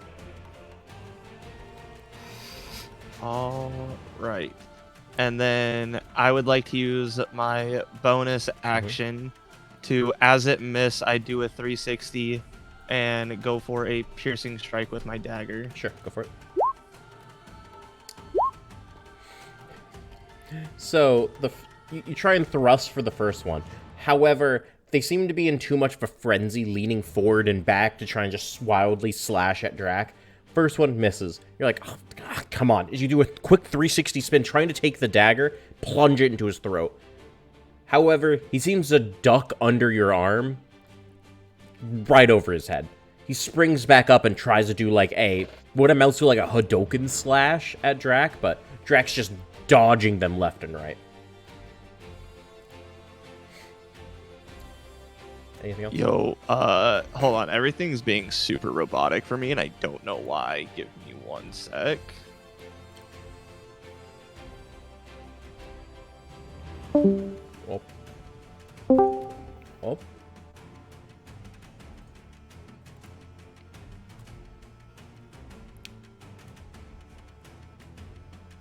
We good? Oh, No, never mind. I think Doe's dead. I think Doe's dead. Doe has died. Doe has died. No, He's been taken by the Fae. Can we get some no. F's in the chat, boys? Can we get some F's in the chat?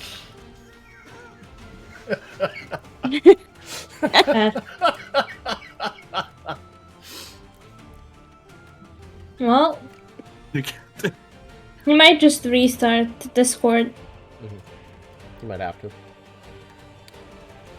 Well, I don't know if we should just continue since it's, his turn just ended, or if we should. Yeah. Okay. Yeah, I think he'll be back by the time his next turn is there, probably.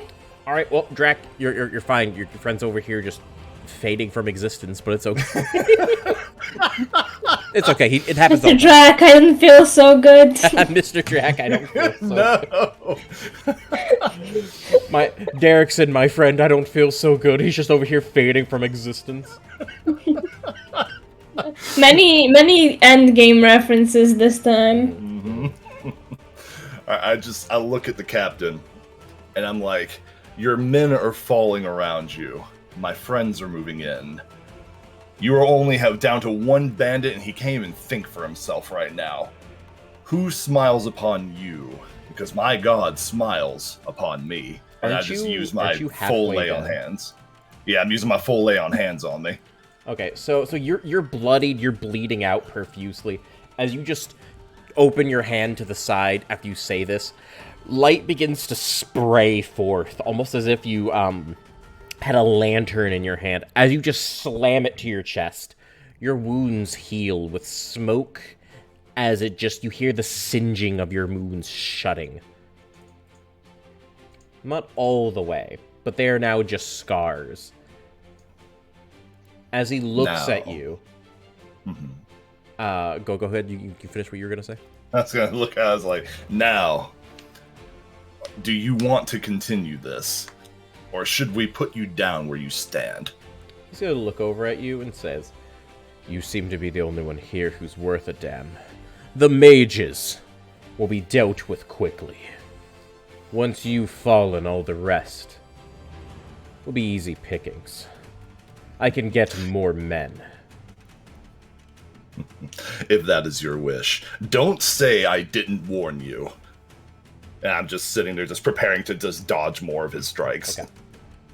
Go ahead, Gobbo. I'm a little scared, but I'm just gonna watch from the ledge. Bleeding I don't want to out. attract any attention, so I'm gonna hold my little goblin tongue. That's gonna be it. Yes. Okay. So this last bandit, compelled to attack, will strike and miss. The captain will proceed to strike twice. You strike with ooh. Oh my. Look at them. Crit. This is Ooh. double crit miss. That is. Can I What get was some, that about? Can I get some F's in the chat? That was karma. Can I get some F's in That the was- chat, please? The chance of a double crit fail. It's so Double low. crit. Double crit fail. Oh my god. I would say press X to pay respect, but I don't respect him. Ooh. God damn. Damn, okay. Thanks, chat. Alright. So, his first slash... Actually, you know, I actually have to roll 2d10. Okay, so it's gonna be a 3... It's gonna be a 3 and a 1. Okay. Okay, so both those are just normal misses. Alright. So... His first slash comes in fast. You don't have time to dodge it, as he quickly just cuts you square across the face. One side of the cheek ripples as you're pushing back to try and not get your entire face cut in half. You barely move back far enough where he doesn't cut your head in half. However, you get another deep slash right across the first one that scarred you. However, it reopens. Your nose gets shattered from the impact. Cuts right across to the other side of your cheek, as blood begins pouring down your face, dripping onto the sands below. However, you feel almost the radiant power of your god fuel you. As he swings in for the next slash, you raise your hand and grab the blade. As you feel the all power of a dragon god course through you. You crunch. The blade cracks. Snap. The blade snaps in two. As he staggers on backwards, he thrusts forward. Hits you square in the chainmail. But you thrust down the pommel of your blade. As the pommel begins to course red hot like a divine smite. Hits the pommel of his short sword, shattering the blade altogether. It crumbles into pieces. As you point your sword directly at him, he now holds but what amounts to just a short sword now. He looks over at you and he goes, "The fuck are you?" I am a champion of Teemo, and you will kneel. Go ahead and roll me intimidation. All right. Nat 20, nat 20, nat 20, nat 20, 20. nat 20, nat nat 20. Manifesting! Whoa, shit, that's very close!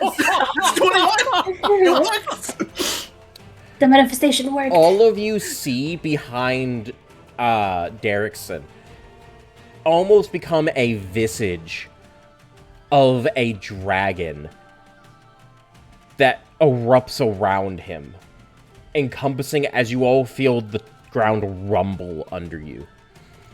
As his whole body begins to glow with radiant light, the bandit falls to his knees, drops his blade. As the last remaining bandit turns and looks over at you, awestrucken, he drops his sword, pisses himself, and then falls to his knees as well. Please. Now, you will tell us where you have this crystal shard of the sword, and you will hand it over to us, no questions asked.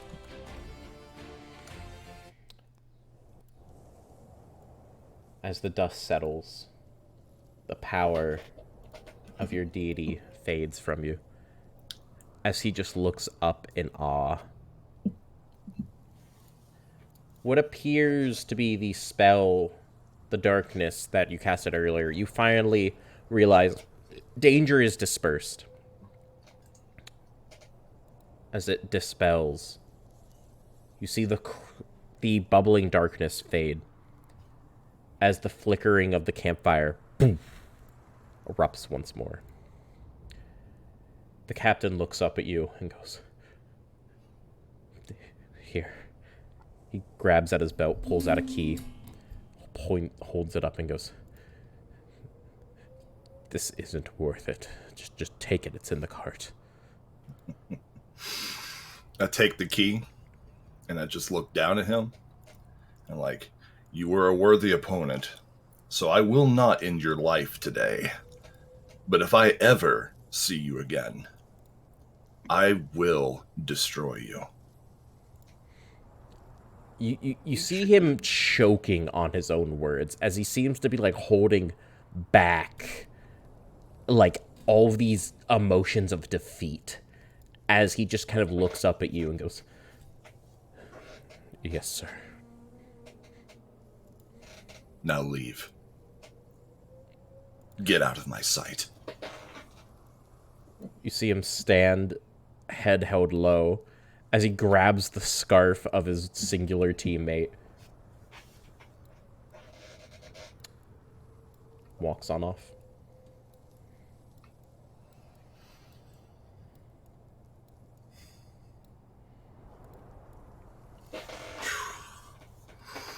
All right. I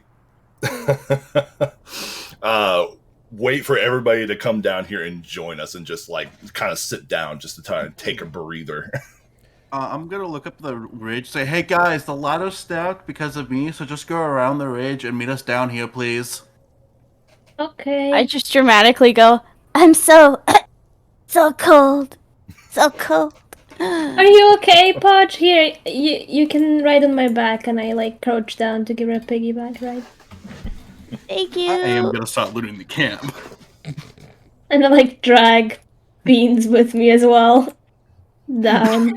I forgot we left Beans I can't get Beans! Beans is just over here unconscious, just kind of like you see a little ghost with cat ears, just kind of like wiggling out of their mouth. Not actually, but like metaphorically. If I was strong, I would pick her up, but I just grab her by the leg and I start dragging her as well, trying to not like let her head hit anything, but you know. I can only carry so many. I'm just a little sack of potatoes. Oh, you weigh nothing, don't worry about it. You're just over here, just slowly being pulled along. I'm going to look at Phelan, and I'm going to hand him the key and say, I just look at it and say, here's the key. I'm going to say a quick prayer to my goddess. I love how Doe's not even here at the moment. I know. I suppose they nod and we'll go loot the camp. And we'll also join in looting the camp. I'm gonna search over here where we killed most of the guys. Okay. I'll say by now the fire has dipped down. This man is gone. It's mostly just rubble now. I bring Podge to See what's in. our friend Derrickson and do you still have that healing thing? Podge is pretty hurt. I used all of my holy power, but I can cure wounds a little bit. Bring her here. I kind of like pick her up like a small child under the armpits and And I'm like bloody, and I got like my little forked tongue hanging out of my mouth, being like extra dramatic about it. like a cat. I am hurt, but I'm being a big baby about it. All right, I'll go ahead and do it. I guess just why is that not working? Click, damn it. Oh, here we go. Boom. Boop. A healing. That stops the bleeding. Yeah. Up to 12. That's pretty reasonable. Yeah, stops the bleeding out part, but the bolts in you and the whole internal organ damage, not so much. But at least you won't bleed to death. Yay! I'm just like a little goblin soup. Yeah, it's a little goblin soup. Yeah. I help like clean up any other wounds or anything. You know, bandage her up. Yeah, I'll go ahead and I'll go ahead and look for things to both bandage myself because I'm also I was bleeding, but I mean that's right, he did scratch me up on my face, so I need to Very badly. Very badly.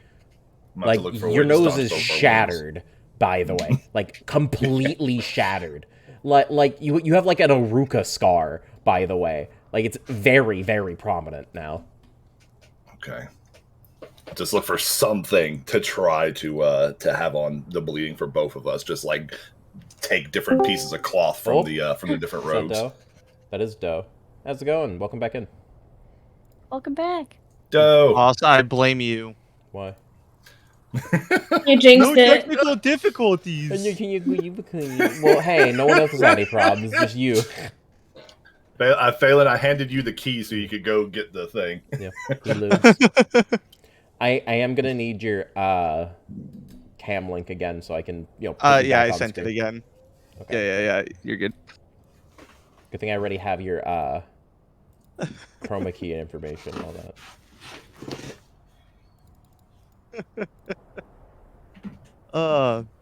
Boop. Bam, there you go. They're back. All right, cool. Oh, hold on a second. Turn off your mic on Ninja. My mic should be off on It's not. You're echoing. Okay, there we go. There you go. Is my mic on, Ninja? Wait, hold It was, but I muted you. Oh, I did not know. I didn't know that was a function. Yeah. All right, so I'm the one with the key. You are the one with the key. Okay. I am going to. You were told that it's the item is in the wagon and you have the key. All right. You know what? I decide that I don't want the key, so I'm gonna move over here, and I'm gonna give the key to Vel. Fair enough. Hey, I don't want this. I will go over it. Crystal. In the wagon right next to you, not this chest. Yeah, no, it's in the wagon. You see inside the wagon on the southwest side of the camp, appears to have a crate inside, with a like pretty bulky lock on it. You kind of crawl into the wagon. I'm assuming you're just gonna stick it in and turn it. Yeah, I'm just gonna open the box. So as you pop off the lid, right, as you pop off the lock and open up the lid, you see inside on a very nice piece of linen, wrapped on up, appears to be a jagged, long shard of glass. I'll pick it right up and put it in my bag. Is there anything else in the box? No, it's just that. Okay. All right. Is there anything? Can I open the chest right over here in the camp? It's a question. There is no. The rest of these are just basically like food storage. Okay. Yeah. Now you kind of pop open a couple of them. They seem to just be like bulk rations and whatnot. I'm gonna check the bandit camp's tent to see if there's anything in there. So in there you see. Give me just 1 second. So inside of that tent, you see on the left-hand side seems to be a much nicer bed, as like with an actual frame on it instead of just being like what amounts to a blanket and a pillow on the ground, and a small desk on the right-hand side. It appears to be completely empty of anything in the room, as it seems to just been a place to sleep and work, and anything that was there, you can assume, was probably taken by its owner, who you know isn't here anymore. Okay. All right.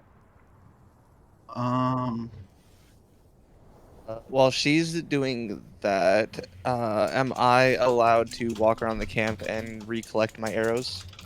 You can collect back half of them, since that's the going rate at the very least. Okay.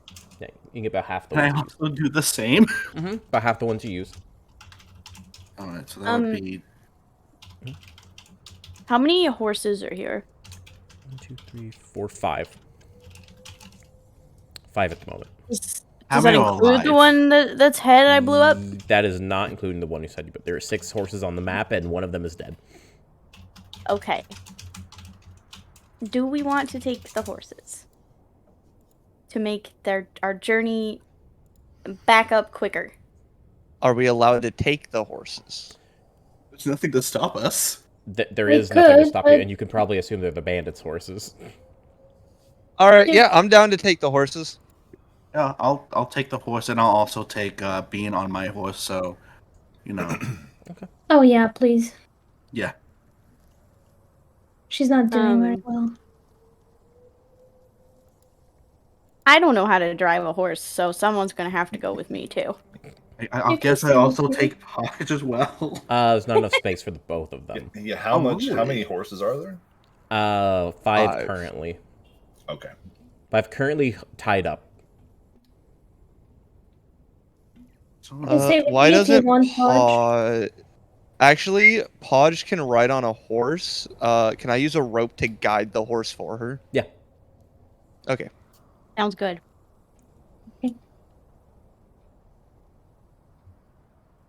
Question: Mm-hmm. Do the rest of us know how to ride horses? It's not hard. So, I mean, you may not know how to do it very super effectively, but it's not an uncommon, simple knowledge. Hmm. Okay. Plus, these are all My tame logic is horses, I'm just so too small to steer a horse.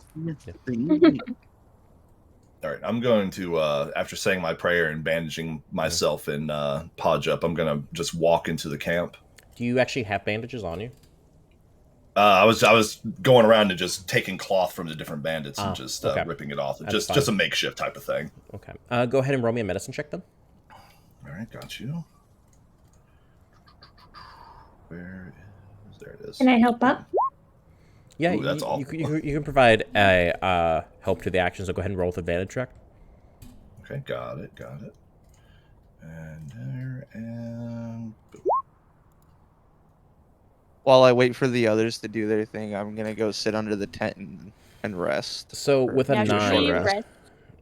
yeah, you guys can rest here if you want. That would be So nice. with that 9, really basically the best it's not super good. I mean, these are dirty cloths and they're really not tied well. I mean, you're okay generally speaking. I mean, you're changing them out every hour or so, at least for you specifically because of all the bleeding. But I mean, you're okay generally speaking. You know, it's fine, but it's not very good. Here, I'll just put All right. her there. While they're tending to Derrickson, I yell across the camp, Derrickson, is there one day that you cannot almost die? We're not going to be around to babysit you forever. The only one that I need watching my back is my goddess, and she came through for us today. Don't you forget that. You did? I lean back even further in the shade and I just go, yeah, whatever. It is nighttime, by the way, so shade is not an issue. Yeah, but I like the extra the further shade. The Into darkness. the darkness. The dim, Okay, the the dim only reason- flickering the only- light.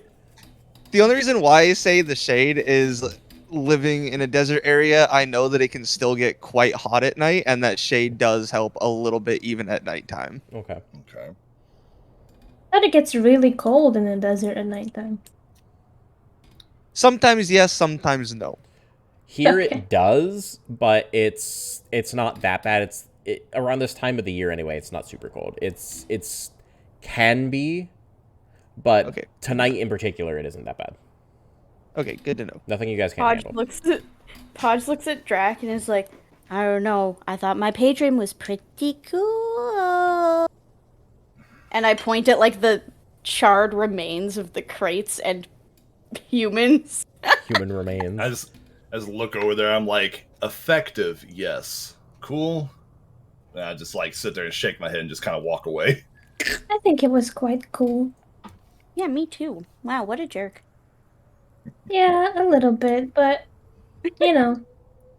I just sit I up think and I you were point to the awesome. horse with its head blown off and say, can anybody care to explain how this happened? Well, It's called dinner. I'm just providing for my friends. Don't worry about it. Yeah. It was on purpose. Uh-huh. Totally Right. on purpose. I'm gonna I approach just say, Tim. uh-huh. I'm just gonna approach Vel. I'm gonna like, did we get the shard? Was it there? As you enter the tent, you see she's on the desk writing her journal. She looks over at the entrance, like, "Oh, yeah, the shard. We have the shard, yeah." And she just goes back to writing her journal, nervously writing. It's like,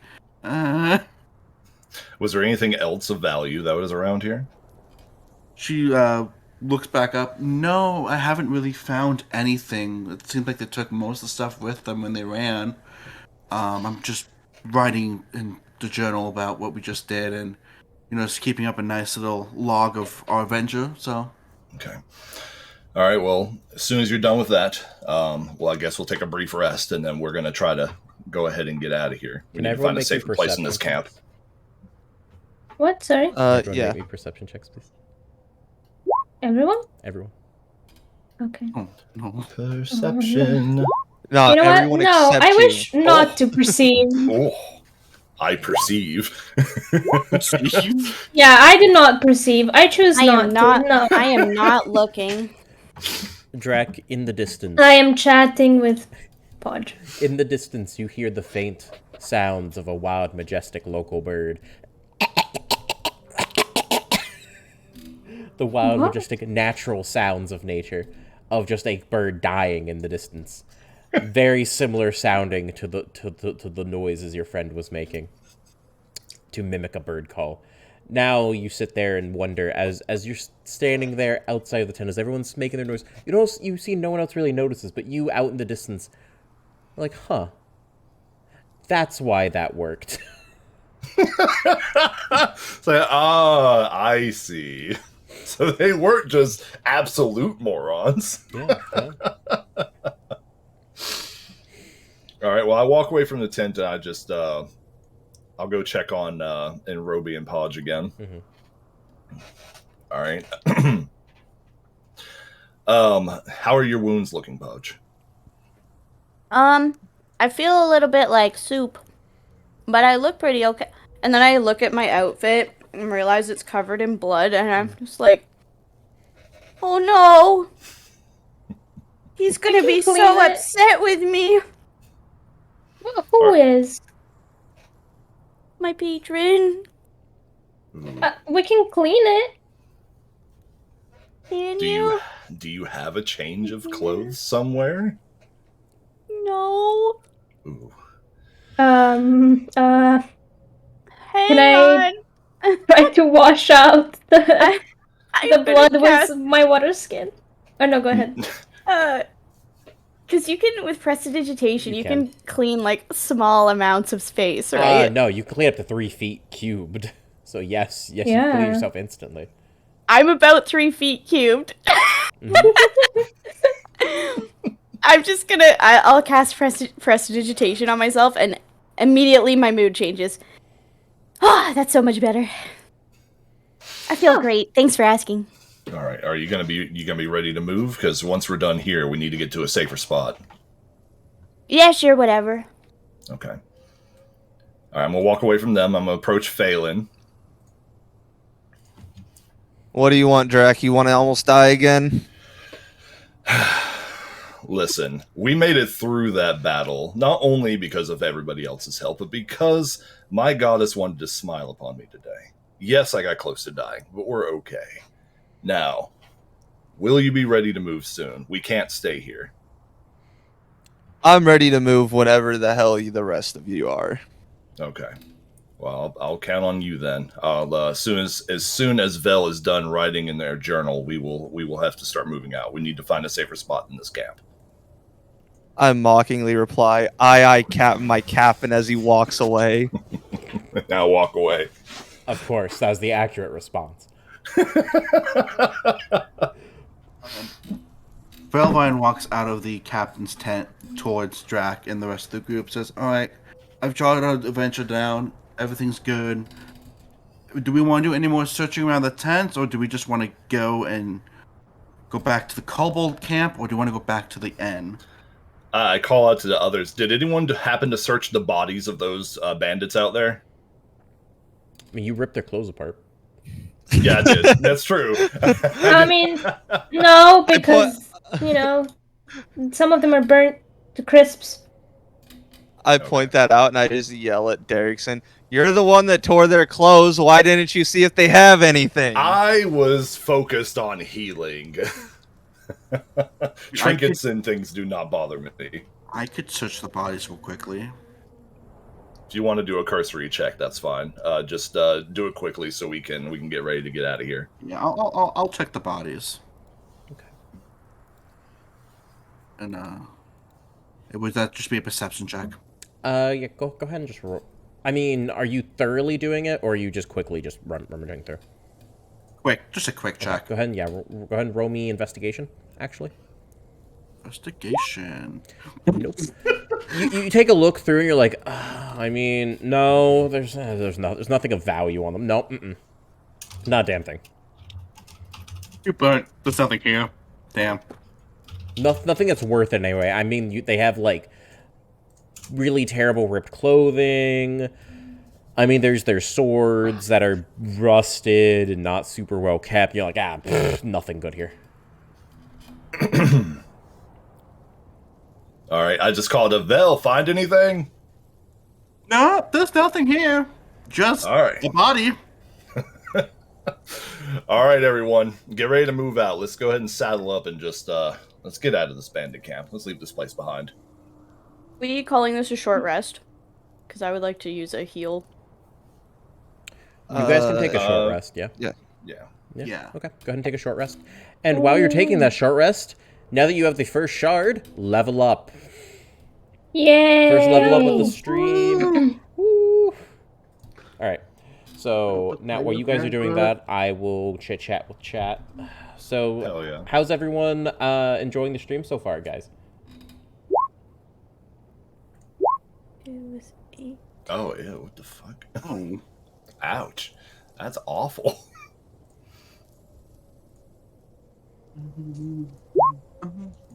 How do you level up in here again? You're just adding things? Yeah, basically. And don't forget to edit the actual level on the top right of your sheet. Okay, What is with my Coach's rolls? Discord Oh here. my that's god. Good. That's good. How's it going Doing so high? terribly.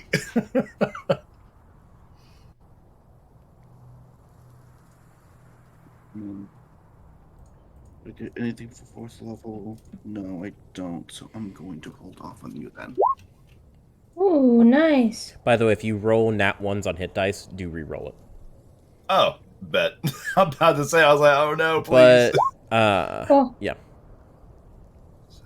Okay, so let me minus those then. Yeah. And then... And I multi-class. 4, 5, 6, 7. Okay, so I'll have one left. Not yet, no. Okay. For the sake of... Because normally I have you actually go through and actually learn it and train under someone to multi-class if you don't start as it. But that'd be in your backstory learning it. Yeah, ability scroll improvement. But since it's in a one-shot, you can't. So just don't worry about multi-classing for the sake of it. Funny. I get more spells. Let's Thank you for go. money. Do not mind the aggressive page flipping. Ooh, ability score. One ability score your choice. Ooh, yes, please. Yeah, you get an ASI or you get, a feat. Ooh. Ooh. Oh, the possibilities are endless. Let's see. Doing a quick level up, and then you guys should be well on your way. Yep. Let me look through sorcerer spells real quick. Okay. Wait, can I put both into one spot? Oh, yes, that's going to be nice. You can, yeah. Alright, cool. I'm gonna put Oh, I know I'm gonna get. 2 into I know wisdom. Okay. Yep, same here. and I get another cantrip and another spell. All right. So does anything refresh on level up, or is it just like we get our stuff and that's it? No, it's just you're getting all your new abilities. Okay, gotcha. Because you guys didn't take a long rest, you guys aren't going to be able to get it. But I'm assuming you guys are going to go out and find somewhere safe and then long rest anyway. So you guys are going to after that. So Okay. Oh, I do get a new cantrip as well. Cantrip. And then So it's not. So it's, okay. So do we get 4? Okay, I do get 4 hit die. Devos, what should I play or focus on their stats more, or is it more related to what they are first? What? What do you mean, Christian? I mean, like, okay, so if you're trying to think about should you focus on like stats more for a level up, or like what like feats you should get? In my opinion, you should always go for an ASI if you don't have a high enough score in something. But I mean, if a feat really, really helps you more than an ASI, I would go for it. That's kind of my opinion. Ooh, next level, I get an extra attack. That's awesome. Ooh, bet.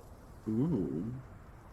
And my proficiency bonuses go up to +3. Ooh, fun. Alright. Also, my maximum hit points is now 41, but I'm at a steady 17.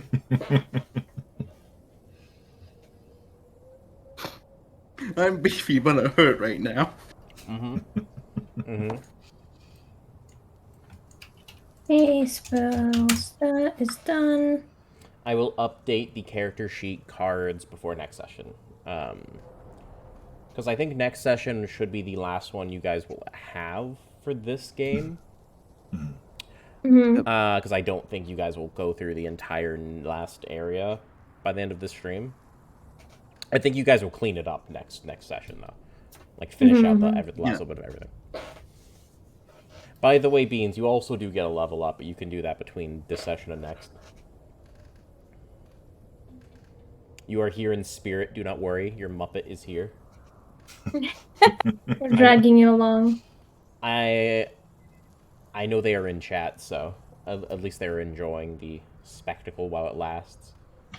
Yes.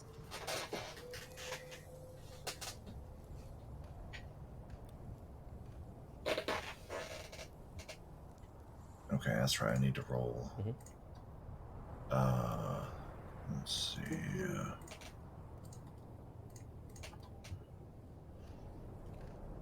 Oh, I get 4 sorcery points now. Yay!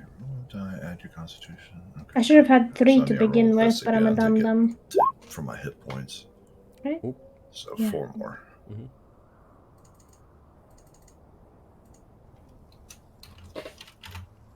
There we go. Okay. I am ready to go. I think Oh, am I am. I'm gonna quickly go grab some water, so I'll be right back. Oh, there they go. Zoop. And tracking lost. The woes of a VTuber. You cannot just dip off screen. You just lose tracking after a minute. It's like, oh, there it goes. Oh, there it goes. You just have a spasm, boop, tracking's lost, and See, mine, I have a little animation for mine so that if I walk away, Podge goes to sleep. Oh, I see. Easy face. The miracles of 2D tubing. Yeah. I know, right? Imagine having a live 2D model instead of a 3D model that freaks out every second you make one single movement. Yep. I'm just saying, I'm a live 2D rigger.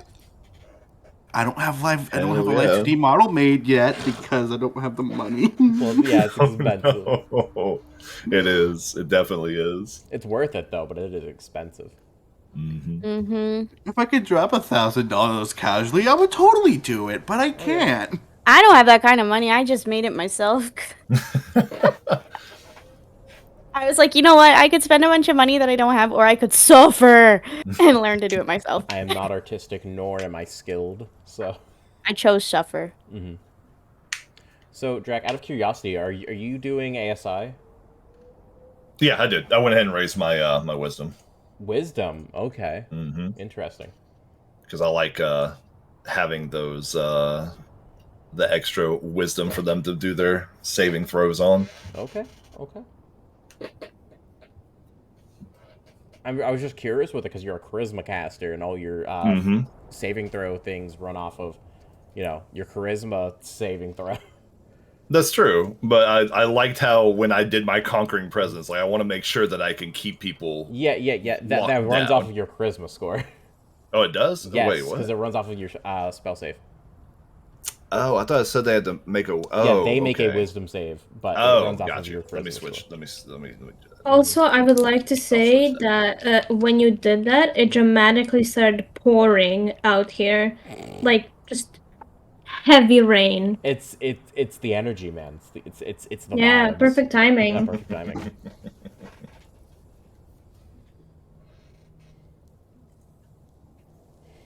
Oh, by the way, Robbie, I saw your recent tweets. Mm-hmm. The hype is real. Oh, hell yeah! I'm Thank super you, curious thank to see you. how it looks. He. Soon. You got. I might reveal it a bit earlier. This is actually the last stream where I'm using this model. Ooh. Really? Oh, bet. Yeah. Ooh, special stream. Yeah. The last time you'll see it like this. So exciting. I'm glad that people are... I'm excited about it. Yeah, I know. I remember on Twitter saying you'd be like, should I just reveal it or not? And it was like, ooh, do it. Maybe tomorrow, yeah. Maybe tomorrow. By the way, let me know when everyone is done with their level ups. I am down. I'm ready. almost done. Yeah. I'm just finishing. Here, for the sake of, like, keeping track, can you just go ahead and type inside the in-game Roll20 chat? Just type in done whenever you're finished with your level up. Bet. Yeah. Bam, bam. Okay, so now we're just waiting on Rogue then, alright. Yes. My charisma's 20 now. Pog. Hell I hope yeah. everyone appreciates the ambiance that actually was added this time around. Yes, Go find definitely. The immersion. Yes. Mm-hmm. Sets the mood perfectly. Spooky sand sounds. Windy. It's windy. Windy.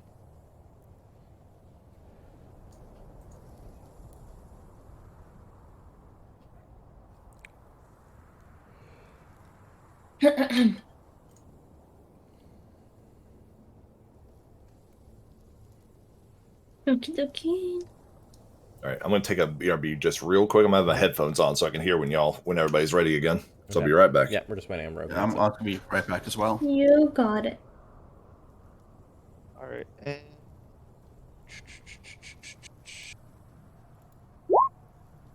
Oh, okay.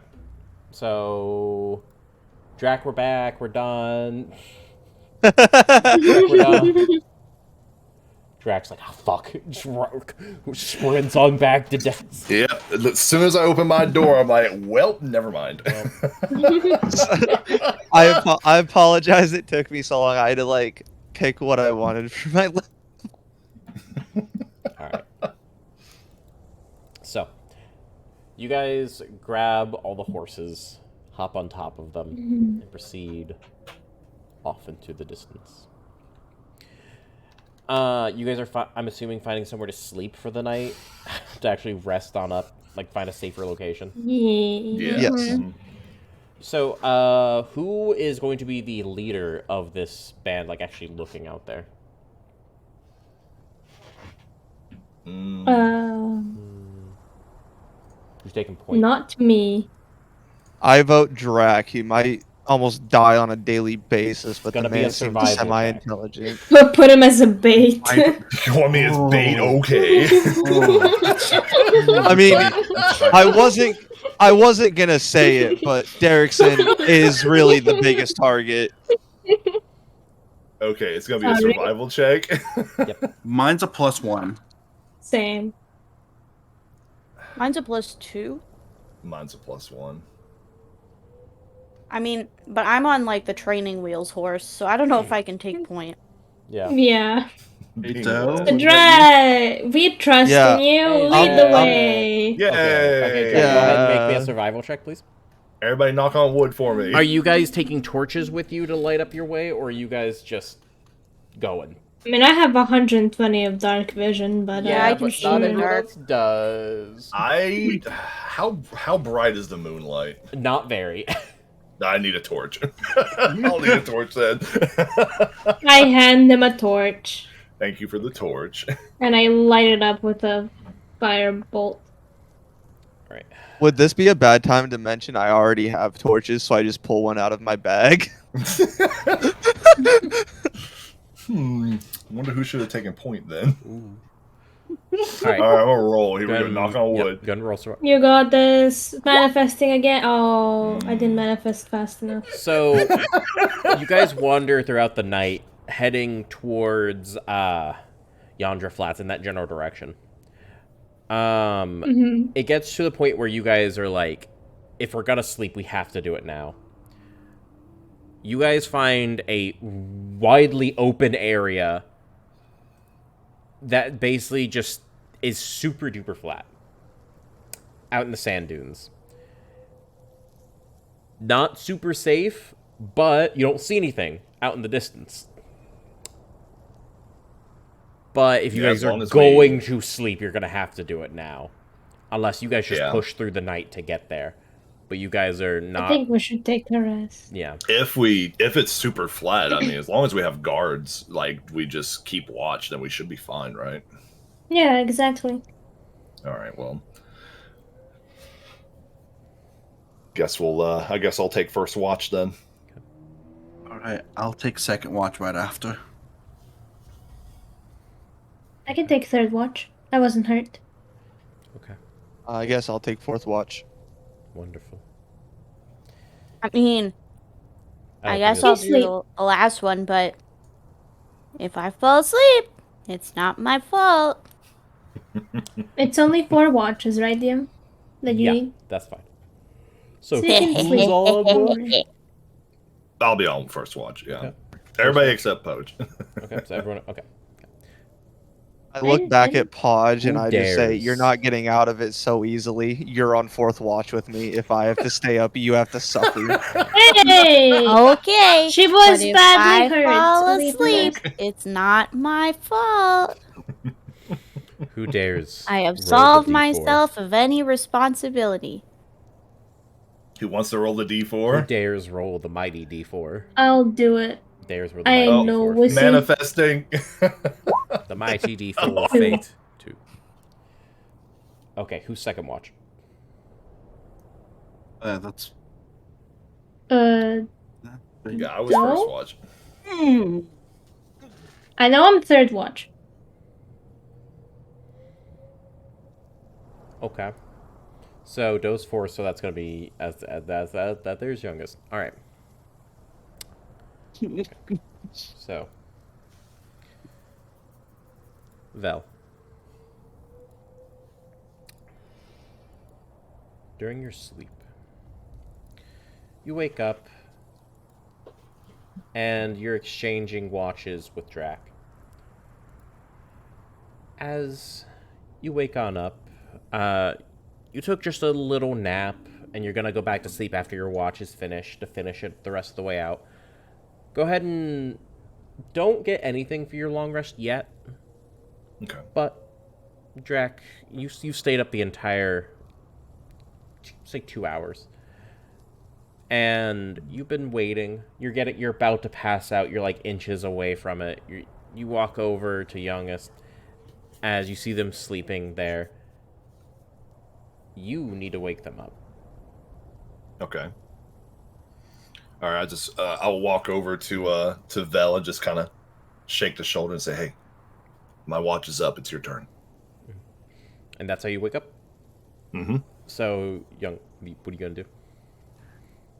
I'm gonna grumble 5 more minutes. No, not 5 more minutes. I'm about to pass out, and I need to recover. So I know it's tough, but get up. What kind of roll do I have to make to get up? You look around the barren landscape around you. Seems to be very, very dark, as it's still the middle of the night. The sky above you shimmering with stars. The soft wind blowing across the plains. You see small tumbleweeds moving in the distance, here and there. The sand dunes rising and falling. You see some puffs of sand moving off of them here and there. The area where you're at currently seems to be a small plateau of rock, but primarily just a thin layer on top of it of sand. You guys have made a very small campfire out of like a torch or two that you guys scavenged off of the horses. And you guys see the horses there laying down next to you all on the side. Drac, throughout the night, I think the most interesting thing you have like encountered while you've been on watch is one of the horses kind of get up, walk on over to the other side of camp, and lay back down. And on the occasion, you've watched the occasional scorpion just kind of crawl out of the sand, run across the sand dunes. You're like, huh, I wonder what they're doing, and then just fucks right off. And you're like, oh, okay, well. You've passed the time by doing prayers and counting the stars, trying to find constellations and keeping a watch on the horizon. However, you've caught yourself falling asleep many times. And now that they are awake, Youngest, you see about the same. Not really much going on, very quiet this time of the night. But Drac has noticeable bags under his eyes. Derrickson seems to be, like, he's, like, swaying slightly forward and back. His eyes are shutting repeatedly, but he's trying to stay awake. He has a yawn on his voice. Ugh.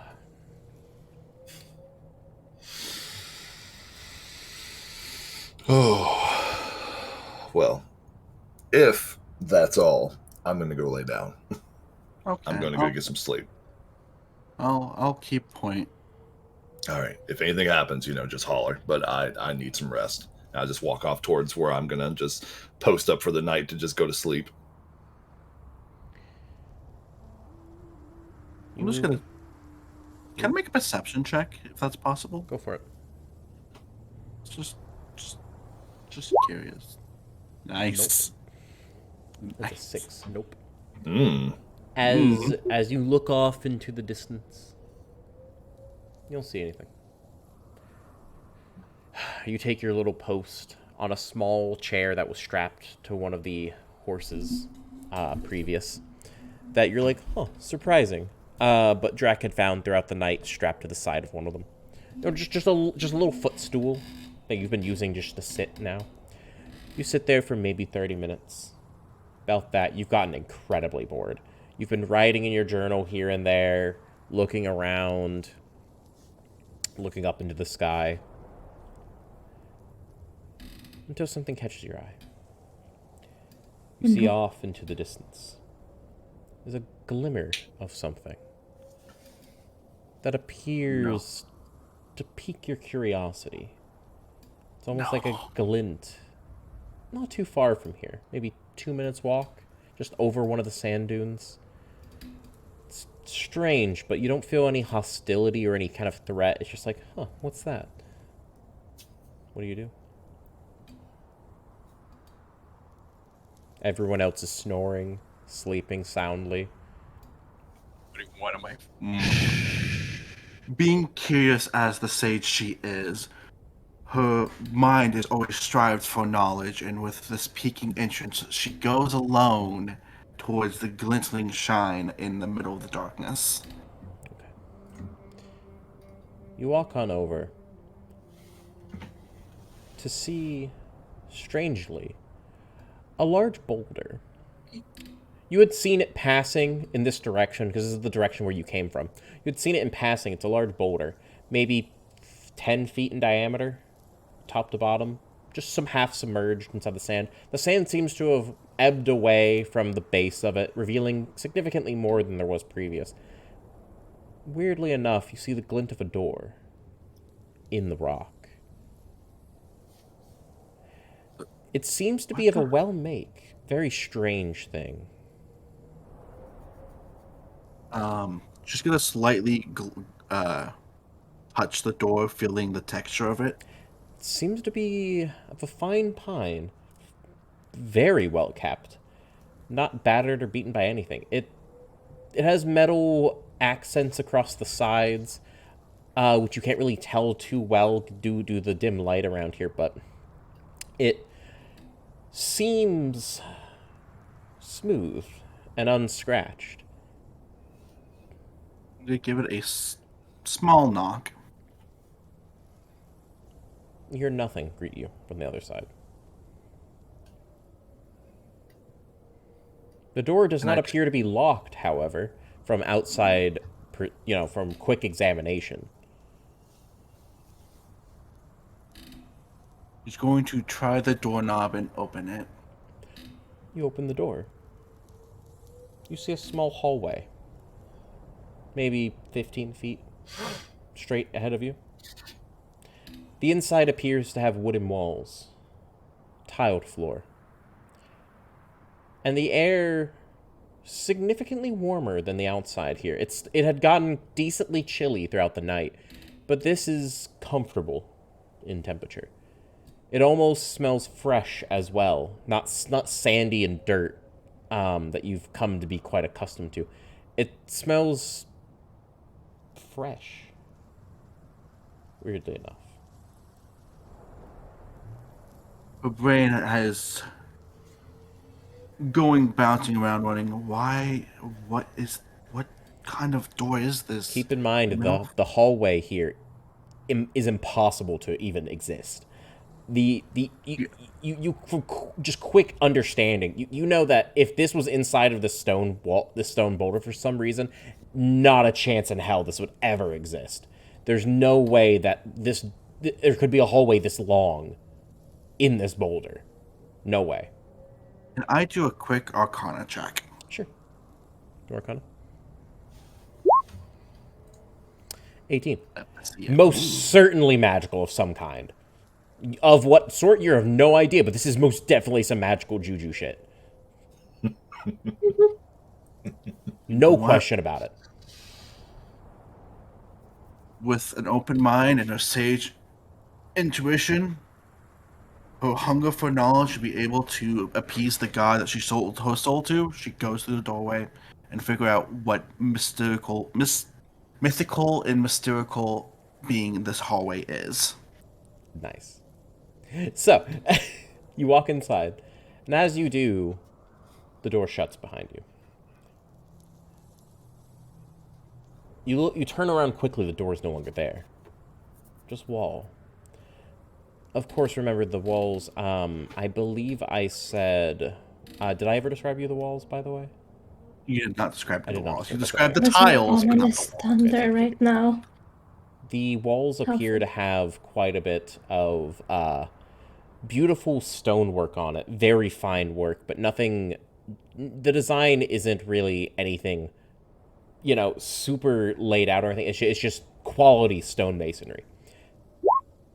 As you proceed to slowly walk down, because your only other passageway is down and to the left, as the hallway has no other indicators but just turns to the left.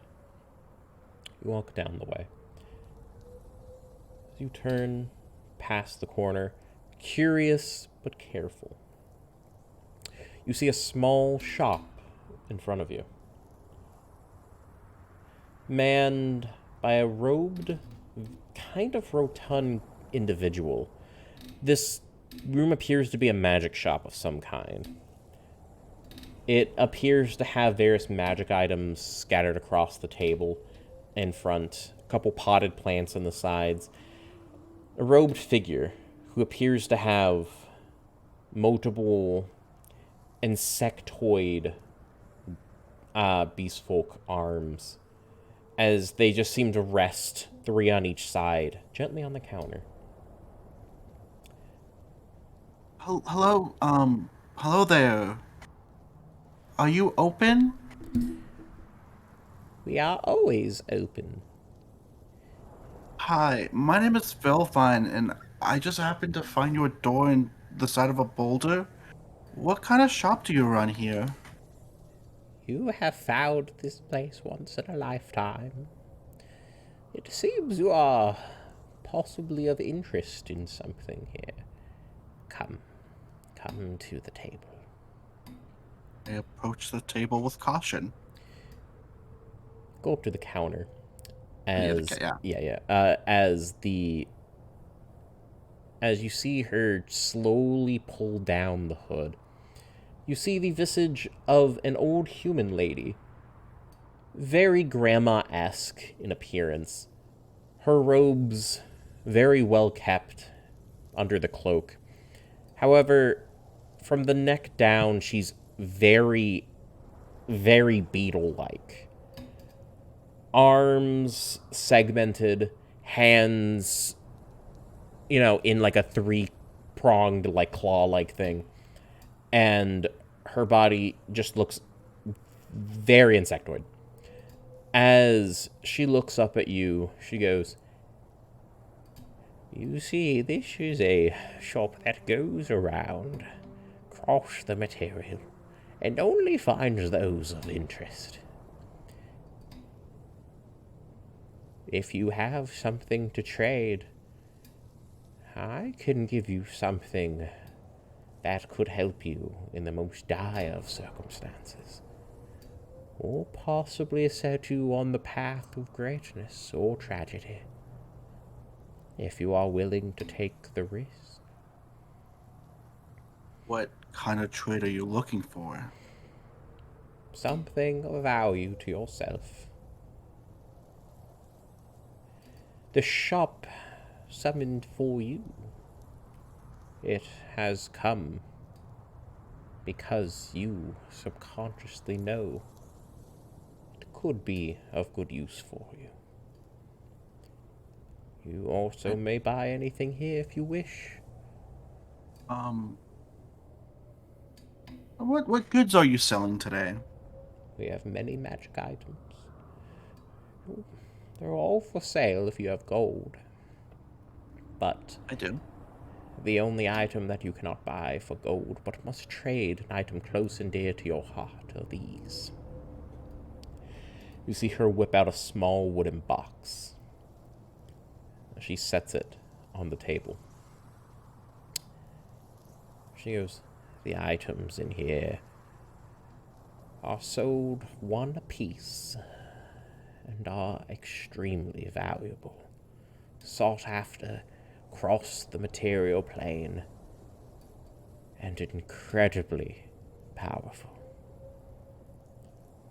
My dear, if you wish to trade for one and take that risk, you may very well have the chance to have any wish you would like granted. The choice is yours."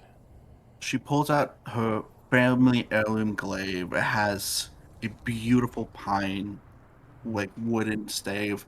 Upon it, it's her family crest that her father has always imbued on every weapon he makes to show it was made by the family. She looks at it with deep and heavy heart and just thinks, I can write him a letter telling why I did it, and he might understand. He might. All right, I'll trade you my family heirloom, this glaive that's been passed down from my father, from his father, from his father, all the way down to me, for such an item. She nods, gives you a warm smile, and holds out a hand. I give it to her. As you place it into her hand, you see it glow magically, brimming with bright blue light as it just disappears. The trade is done. I see the connection you have to it is deep. Worthy trade it is. Give me your hand, dearie. Hold my hand out. She takes it. The exoskeleton is very creepy, very cold to the touch, but she gently caresses your hand as another one comes up on top of it.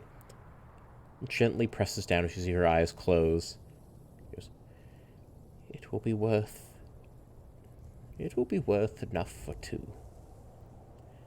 Your heart appears to be in the right place. May you use them for good, and may you use them in the way that fate decides you to. As you see her take the box, turn it around, open it up, grab out 2 cards, place it on the table in a small stack. She then shuts the lid with a little thunk, clatch. She then slides it underneath the table once again, leaving just the stack of 2 cards in front of you. She goes, My boy. Well, I'm sorry, not my boy. My dear. These are priceless artifact. They are known. Is this the deck of many things? No, actually, that doesn't exist. However, I'm getting there. Give me a second. These are 2 cards of the deck of endless possibilities. A deck that I am here to protect. This shop knows those who may be of need of it, and every card will return to me at one point or another. Use them when you are in times of need or when you feel it is right to use them. Curiosity is a justifiable use, but be wary. Whenever you do use them, it could either bring disaster or bountiful wonder. These cards have the power to reveal any knowledge, turn men into gods, or turn gods into men. Use them wisely. Draw them when you are of need. Okay. I will do such a thing. And she takes the 2 decks and puts them. Well, it's just two cards in like a little 2 stack. cards. Yeah, I put the 2 cards into my hidden pouch of my cloak, where only I know where it is. Okay. She goes, Go back down the hall. You will return.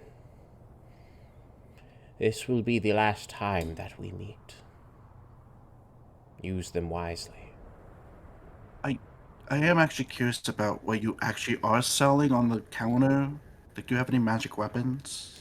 Actually, she does. You see quite a few items on display. You see a decanter of endless water. You see what appears to be a very ornate short sword. You see a very ornate necklace with many small red orbs on it.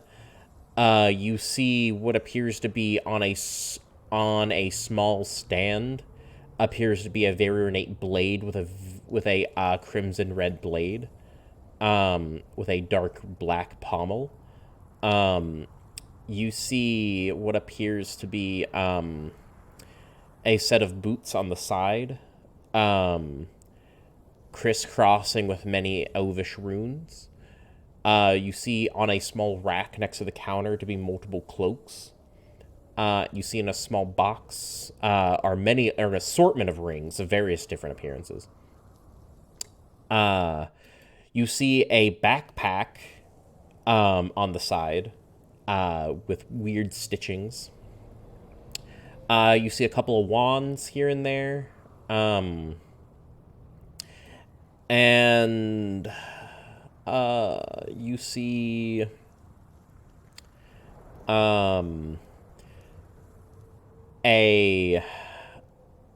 you see a couple of assorted different pendants and whatnot. Okay. I want to ask about the red blade on a black pommel. Go ahead. That has. So this blade you have here on the stand, what is it? It was a trade from a mighty adventurer who had since lost themselves to torment. There's a Vorpal sword, capable of instantly destroying your foes, though it does cost quite a penny. How much? That one I can let go for about 40,000 gold. All right. How about this ornate blade you have right here? You see a little sword there appears to for Keshish, yeah. You see the sword there appears to be a short sword. It appears to have a silver blade with the writing across the blade saying Quick Fang inscribed across it with the visage of a wolf attacking a sheep near the tip. The pommel appears to, I'm sorry, the crossguard appears to look much like dashing wolves across either side. Open maw and claws held outwards. The grip appears to have a very fine wrapping of animal hide, tanned to be very, very blue. And the pommel is a very, very shiny orb made of a bright, glistening gemstone. What? Go ahead. Hook Fang, you said? Yeah, sure. I think that's what I said. I think that's what I said. And how much for this one? That one was a trade from a very valuable hunter who surely died shortly into his adventure, but he found his way here before his demise. That blade I can let go for about 300.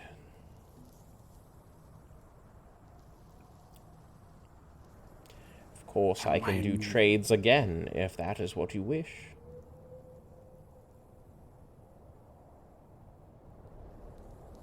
Trade for knowledge. Dearie, I probably know more than you would ever know in your lifetime. I doubt there's any knowledge that you can offer me.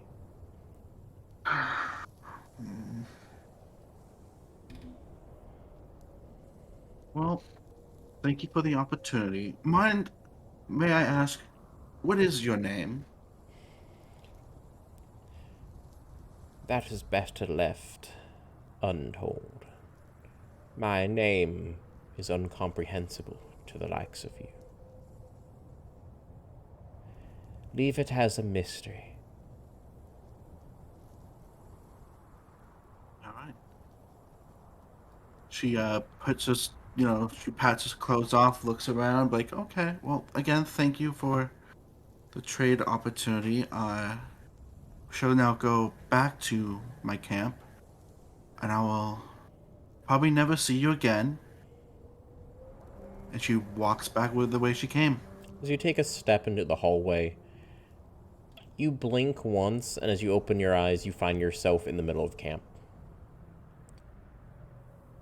Your glaive is gone, you're sitting down, but inside your lap are the 2 cards. Wind blowing still, you hear Sir Derrickson snoring.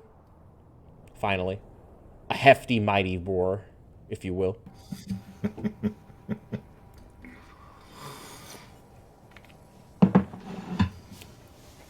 He reaches into her cloak and pulls out a tiny, very midnight navy blue covered in stars journal, and it has an infernal interdimensional dream journal, and she writes down her entire experience as there's other pages of interdimensional meanings that have happened in her life.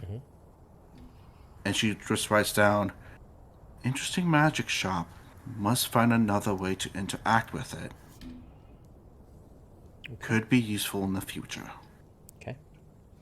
She closes, puts it back in her cloak, and with one less weapon and 2 very magical, probably world-defying cards, she stays on her post until it's time to wake up the next person. Okay. It becomes the time. You have no other events. You realize it's about that time. So Ven's over there sleeping quietly. What do you do?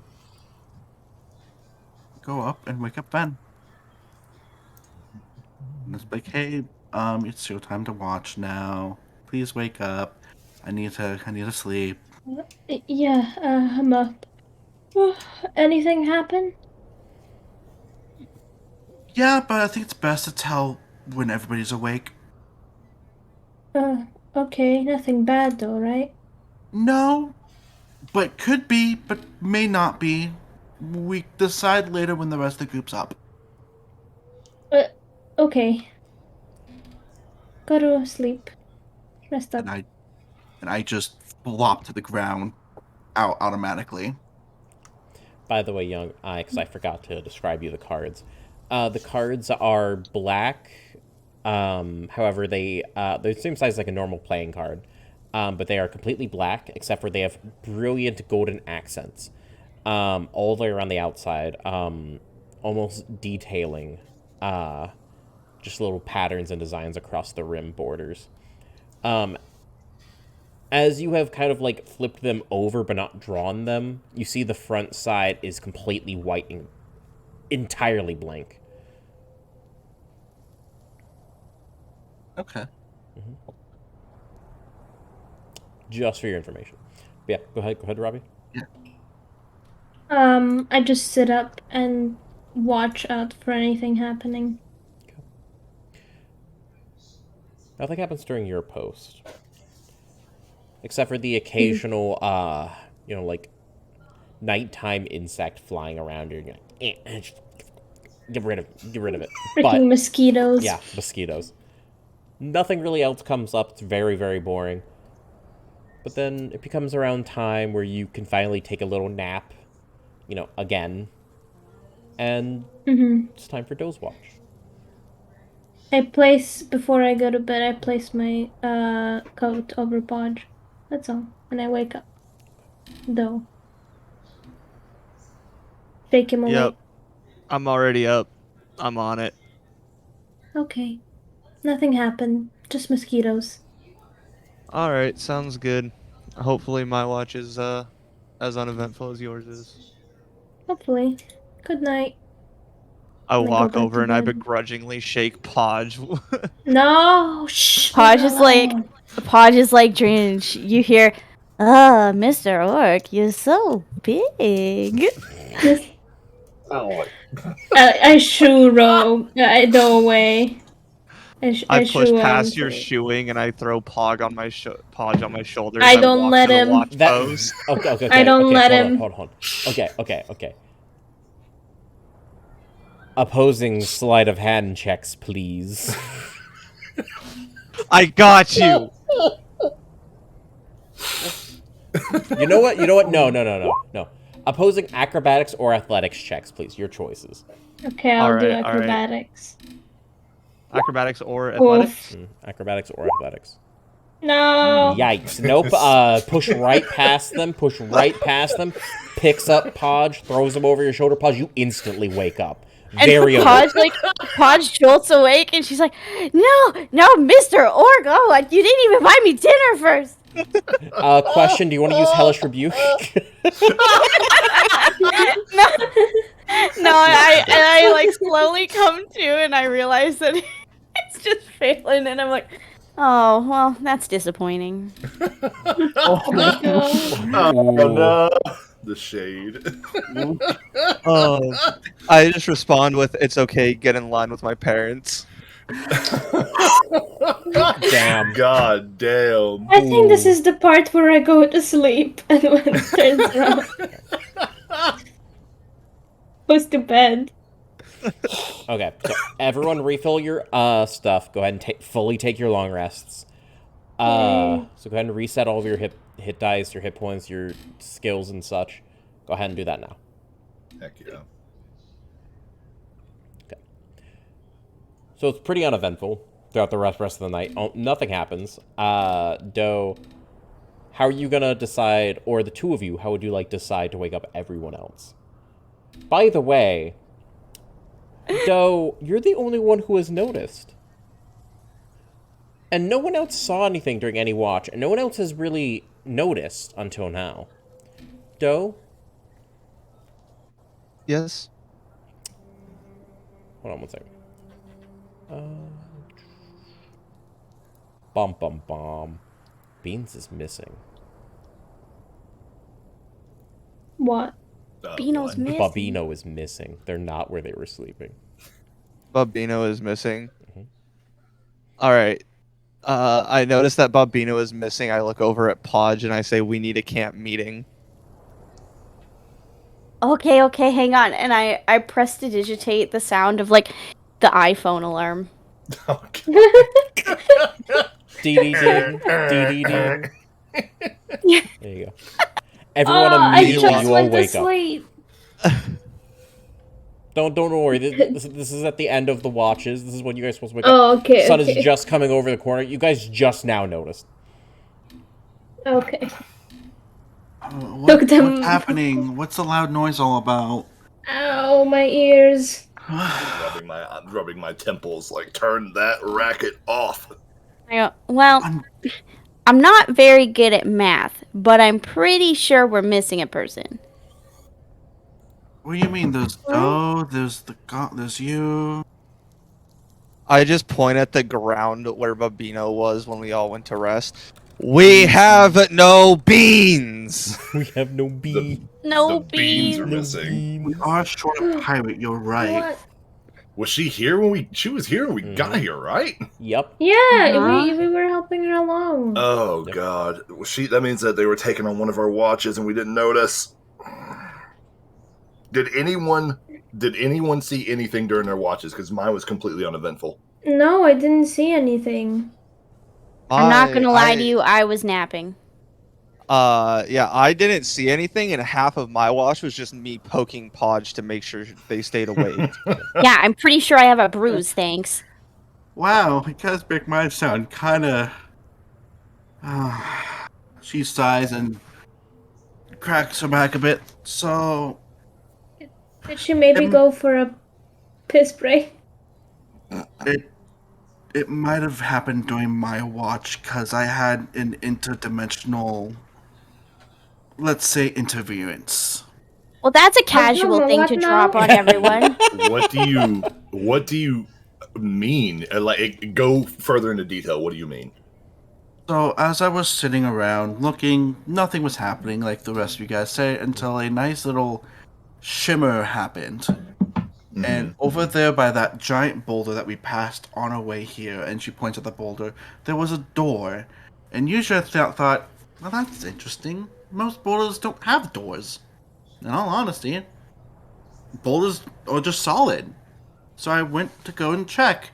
And for a door in the middle of a desert, it looked way too brand new and it looked way too nice. So I might have peeked inside and went on a small interdimensional journey to a magic shop. Wait, are you sure you just didn't fall asleep during your watch? Do keep in mind, guys. By the way, sorry to interrupt. Do keep in mind, guys, the boulder is not within eyesight. You guys can see like the tippy top of it, but if you guys actually want to go investigate it to like take an actual physical look at it, you guys are gonna have to go around a sand dune to actually go look at it. Just a frame of reference. Okay. Are you sure? Show us the spot. Because are you sure you weren't just sleeping? Like, did you fall asleep during your watch? Did you have a dream? Because I mean, I had some pretty crazy dreams too.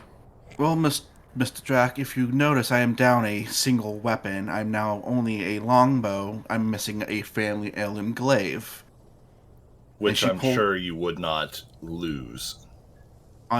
Yes. I traded it, and she pulls out the two very elegant black and gold cards out and says, I'm pretty sure one wouldn't happen to go to sleep with what it seems to be very, very God-controlling cards without an interdimensional interference, correct? Okay. They just And look what like are paper to on? me. Yeah, what are on these cards? What's so interesting about these? According to the being that I talked with, which, by the way, didn't get her name because she told me I wouldn't comprehend it, the blank on one side but have this very elegant, gold border with black on it. And according to her, I can essentially change fate as for a boon or for destruction itself. You know what? Just take us. Let's walk over to that boulder. Let's see if there's anything out of the ordinary that's still there. She puts the cards back into her little pocket and leads them the way. You walk over there, no door. Yeah? It's just a boulder. Just boulder. Is there any magical, like anything magical still like there? Can we kind of check to see, like, can you examine it, make No. sure nothing's still around? I'll go ahead and say you take the time to actually just thoroughly look at it. There doesn't seem to be any residue. There doesn't seem to be anything wrong with it. Nothing seems to even be, like, shifted weird. It just looks like a natural boulder that's been sitting here for ages. So you're telling me that a random door pops up in a boulder that obviously should not be there, leaving the camp on watch, not notifying anyone of what you're doing, to where we're all asleep, and you go through this door, taking you God knows where, and leave us completely undefended. Does that Yes. sound about right? That sounds exactly about right. Plus, I think you got ripped off. Those just look like paper. Yeah, I don't know when we'll have any need for card tricks, but we're down a party member now. We need to figure out what happened. Is there any drag marks? Any what? Drag marks. No, actually, there isn't. You can assume, though, if there was at one point, the sand shifting and the winds would have covered it up by now. Dang it. I didn't see anything on my watch. Yeah, actually, none of you saw anything. In fact, everyone except for Doe and Podge, can you guys go ahead and roll me a history check? Did I see her on my watch? That's what I'm having you roll for. 19? Okay. You saw her on your watch. You saw her most definitely on your watch, Drac. Yeah, because if Can I roll if they then saw as it well? on their watch, I definitely saw it on mine. Should I roll for mine as well? Yeah, that's what I'm saying. Okay. You did not see them on your watch, but you weren't paying attention. So you're like, they might have been there, but you weren't. Okay. You weren't really Wish I keeping an knew eye this on them. You were keeping an eye on the area around you, not specifically if Okay. they were there. So they might have been.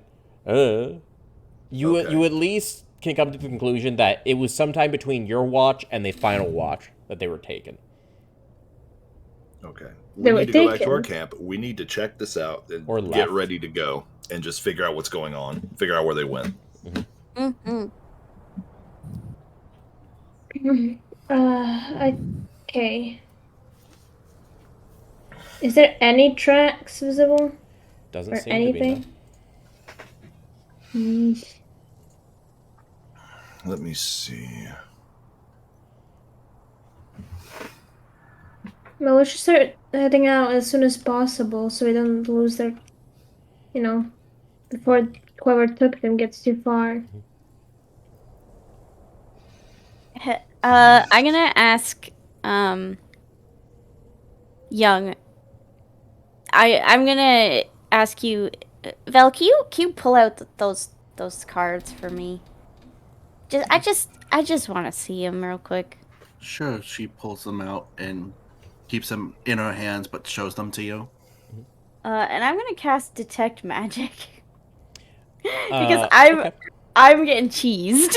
You take a look, and you are almost blinded with how much magic these cards are radiating. Like, it almost fills your entire vision It is so bright and thick. Because magic items give off a blue aura. This is just like the most magic you've ever seen.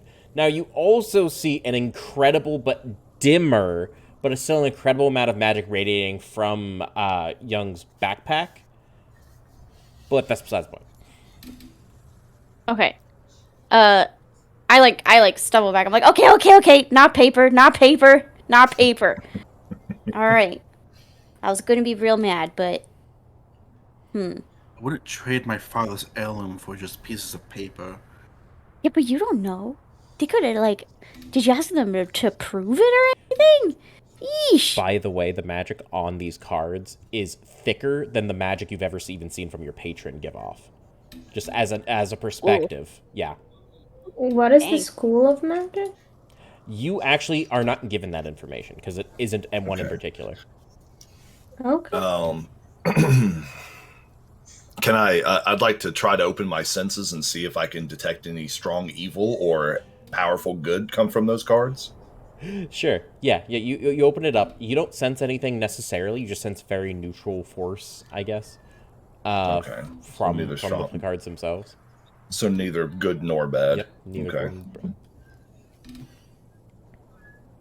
Was there any other magic in the area when I did my spell?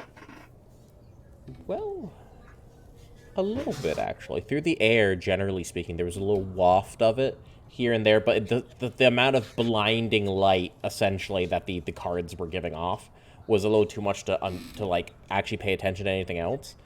But you did sense just faint reminiscences of magic through the air. Okay. I'm very uneasy by this. I actually have a very interesting inquiry. I want to ask the old man back at the kobold camp about something. Mm-hmm. Interesting. Okay. Well, let's start packing up then. Let's get ready to move. But we need to try. If this door appeared for me, and I touched the keystone, would have it appeared for him as well?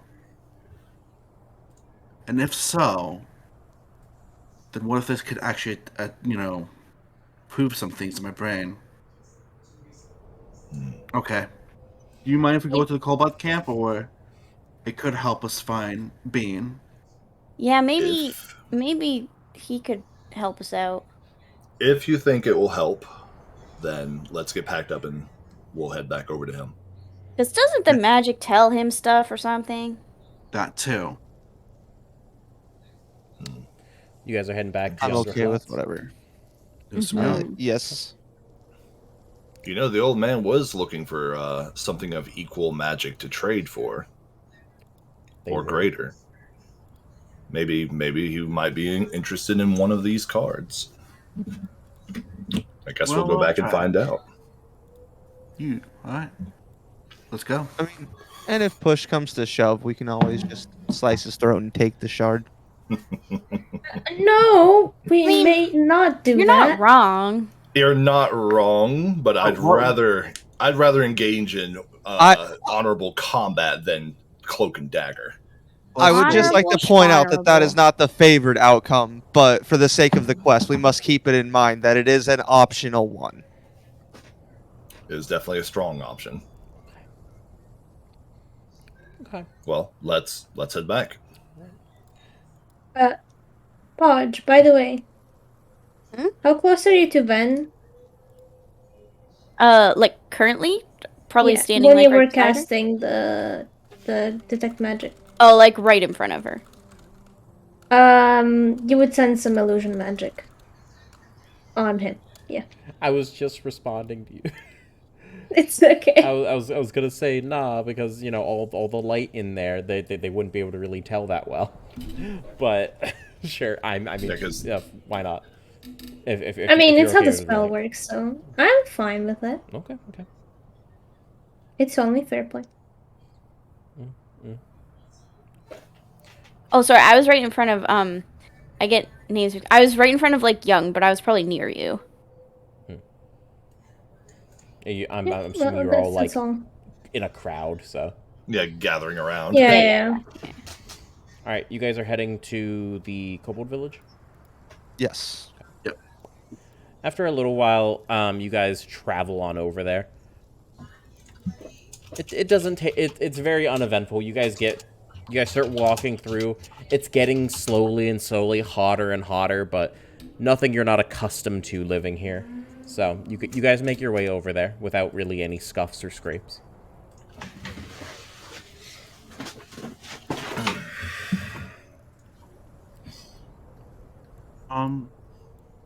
I'll just walk up to the gate. Yeah, I think y'all should handle this. I don't think the kobolds liked my attitude last time. Well, were you know, kinda have you rude. tried smiling more? I have no need You're so for pretty when you pleasantries. smile. I mean, I appreciate that, but I have no need for pleasantries. So, You should get a need. Anyways. so as you guys are Guess what? walking... Oh, go ahead. I was gonna tell Derrickson, just wait till you meet a nice little young lady and settle down. No, I have no no. need for such things. My Don't- goddess is enough for me. Don't go that close, you two. Bam, step back. Okay. So that's like getting right up in their face. I'll get up in their face. As you're Now we walking, stop here. as you guys are walking on up, they're all just kind of going, "You're back. What business do you have here?" We might have There's- something that the old man would love to see. They kind of looking you up and down and go, "What do you have?" Keep it a secret between us and the old man, and she pulls out the bag and shows another shard of the crystal that they probably have seen that the old man has. They're gonna look over at you and go, "Okay, you have business. Okay, no funny business. You guys weren't too aggressive last time, so we'll trust you. Keep it cool. Go ahead, go on in." I'm gonna be the last one, just following everybody.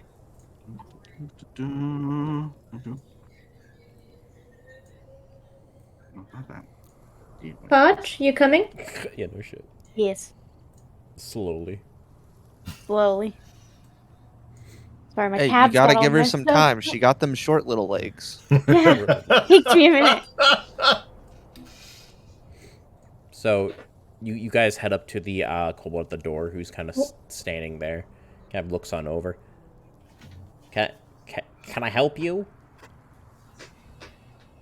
Yes, we have business with the old man. We have something that he might like, and I also show him the shard. Like, he has something similar to this. Nods. Yes. Similar to last time. Just go ahead and anyone who's going inside, give me your weapons, and you should be all right. As he holds out the bag. With an item of this great importance, there's no need for that, is there?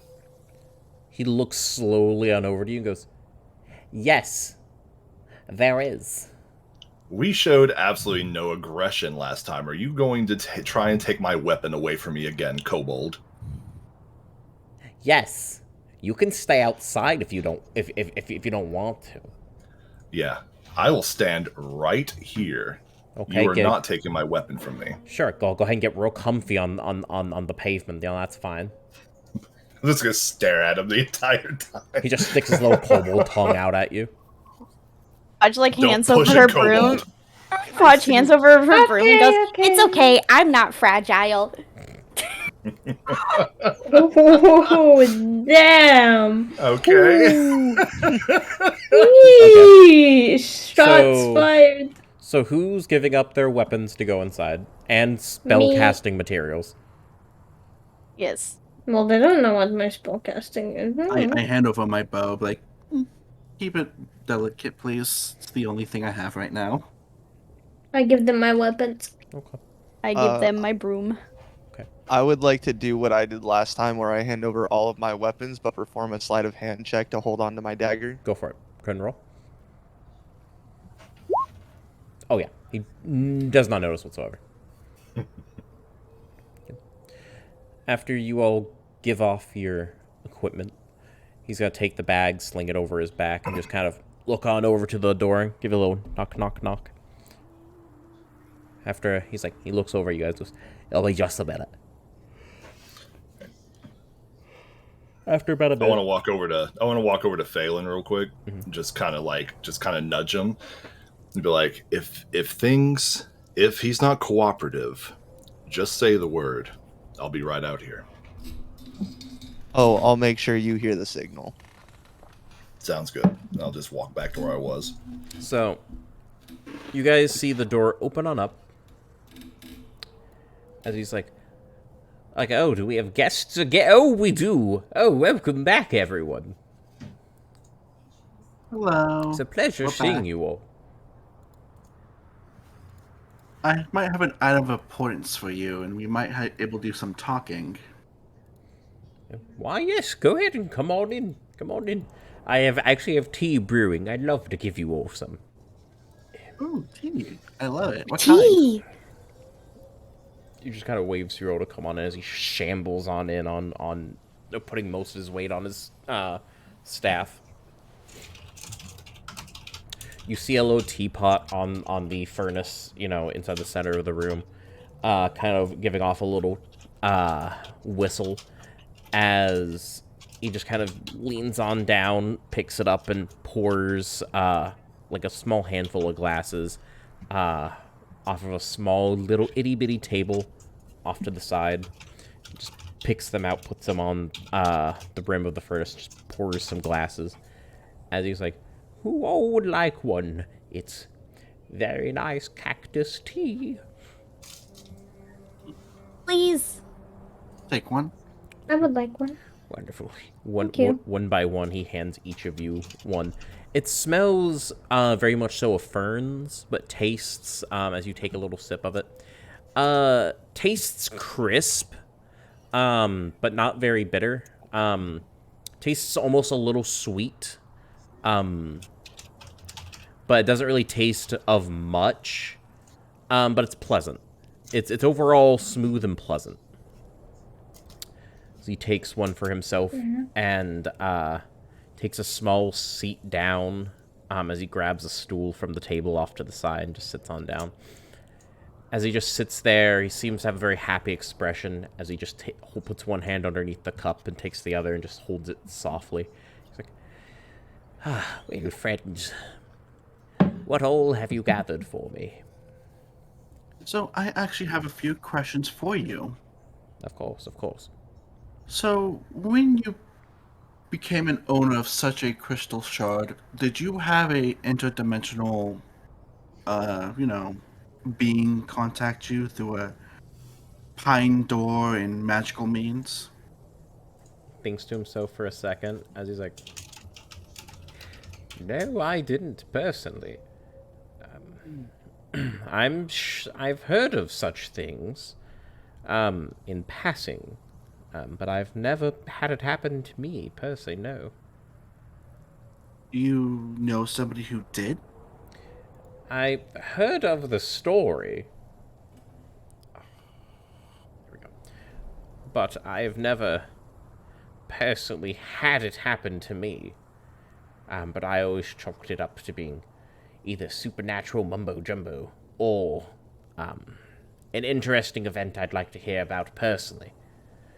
But Well, she pulls out her, dark navy blue journal with stars and passes it over to him. I have such a tale for you in this book right here. And she opens it up to the page of everything that happened in that dimensional door situation, down to like the tile, down to how the wood is, to like the items that were shown. The items you described, not all of them, but the items, yeah. And he's like, this happened to me last night when I got the crystalline shard from the bandits. And I was wondering if, since you have the similar shard, if it might have happened to you. he's gonna take. You see him reach into his cloak as he pulls out this very, very small set of just like no legs on it, but just like two lenses and a little nose piece. Puts the glasses on just the tip of his nose as he gives like a little Oh, I see. Oh. As he reads through it, he's like, oh, yes. Oh, this does seem quite magical in nature. Actually, so he kind of leans on board once he finishes, shuts the book, and just kind of gently, shakingly hands it over to you. So he takes the glasses, puts it back into his cloak. He's like, the story you've given me sounds much like the one I heard from Sir Nicholas the XII. He was a young noble over in Frostspell during my long journey towards over there. I heard of a strange door that had opened on up against his countryside manor. He went on inside and traded his family crescent ring. Shortly thereafterwards, he was executed, but to tell you the tale, he escaped, became quite a noble adventurer. I managed to cross paths with him once he,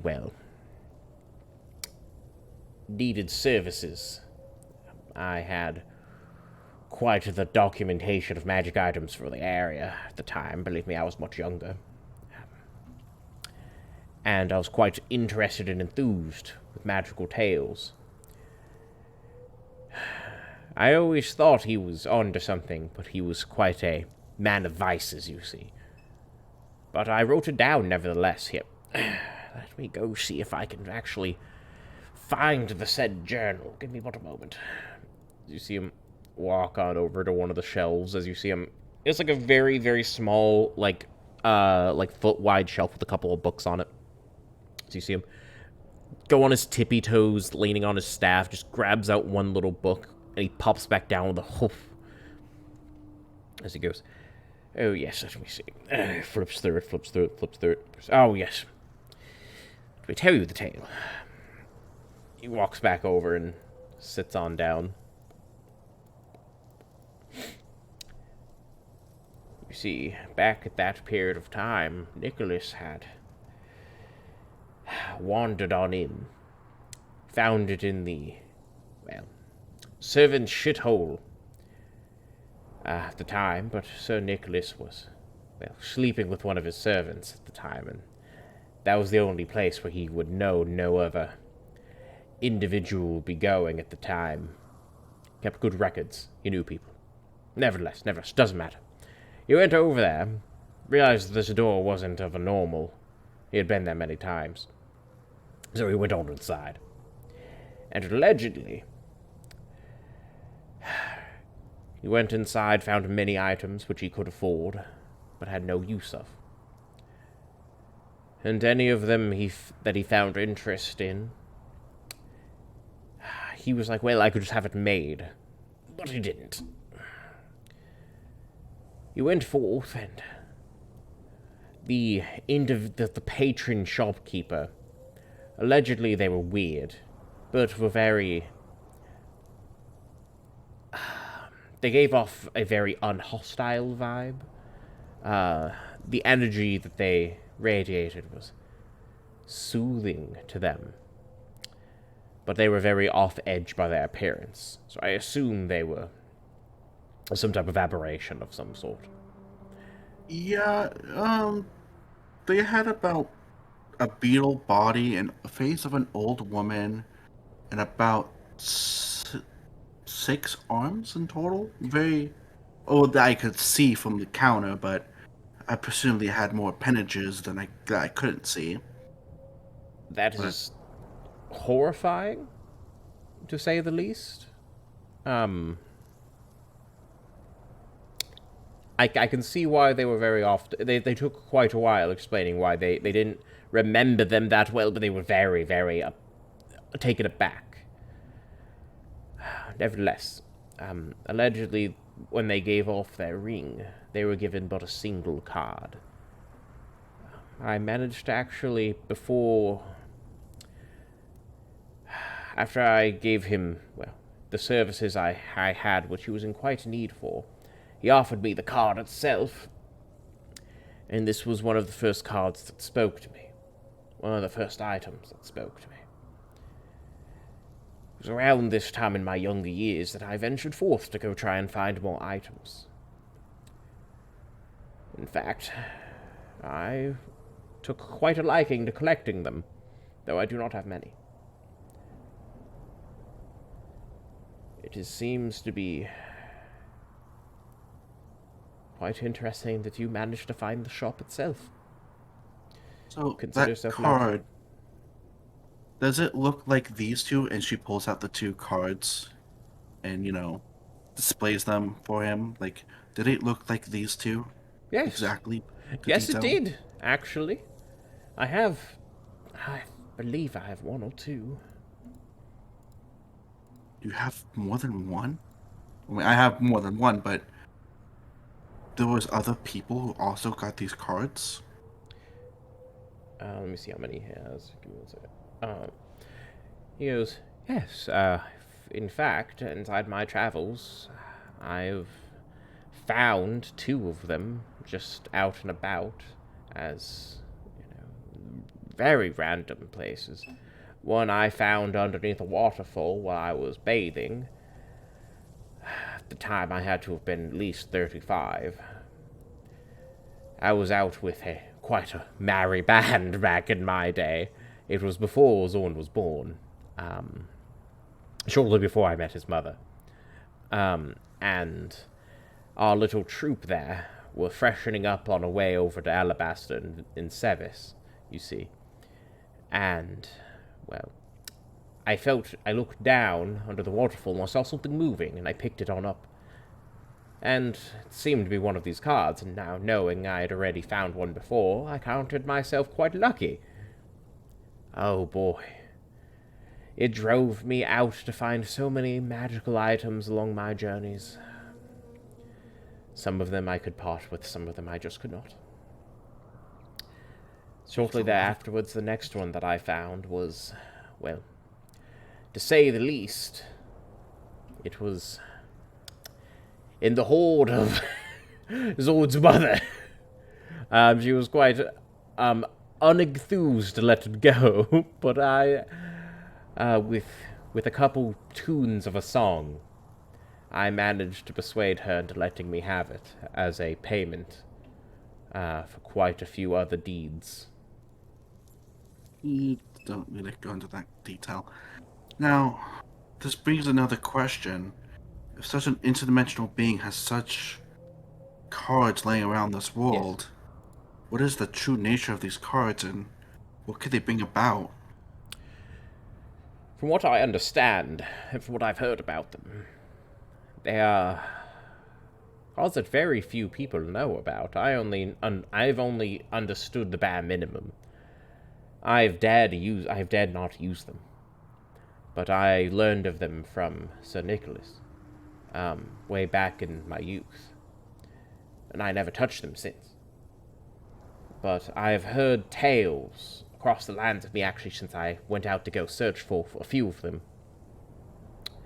Never finding them except by happen circumstance, but nevertheless. I have heard people being torn to various locations, being granted items of magical power, or, honestly, having terrible things happen to them.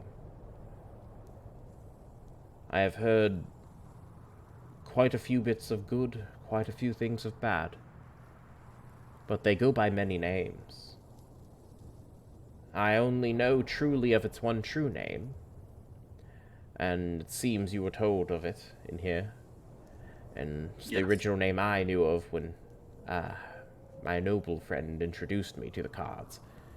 But they have gone off to many names in past, out of misinterpretation. Cards of demise, cards of torment, cards of boundless riches, cards of luck, cards of probability. So many different names people have given them over the past.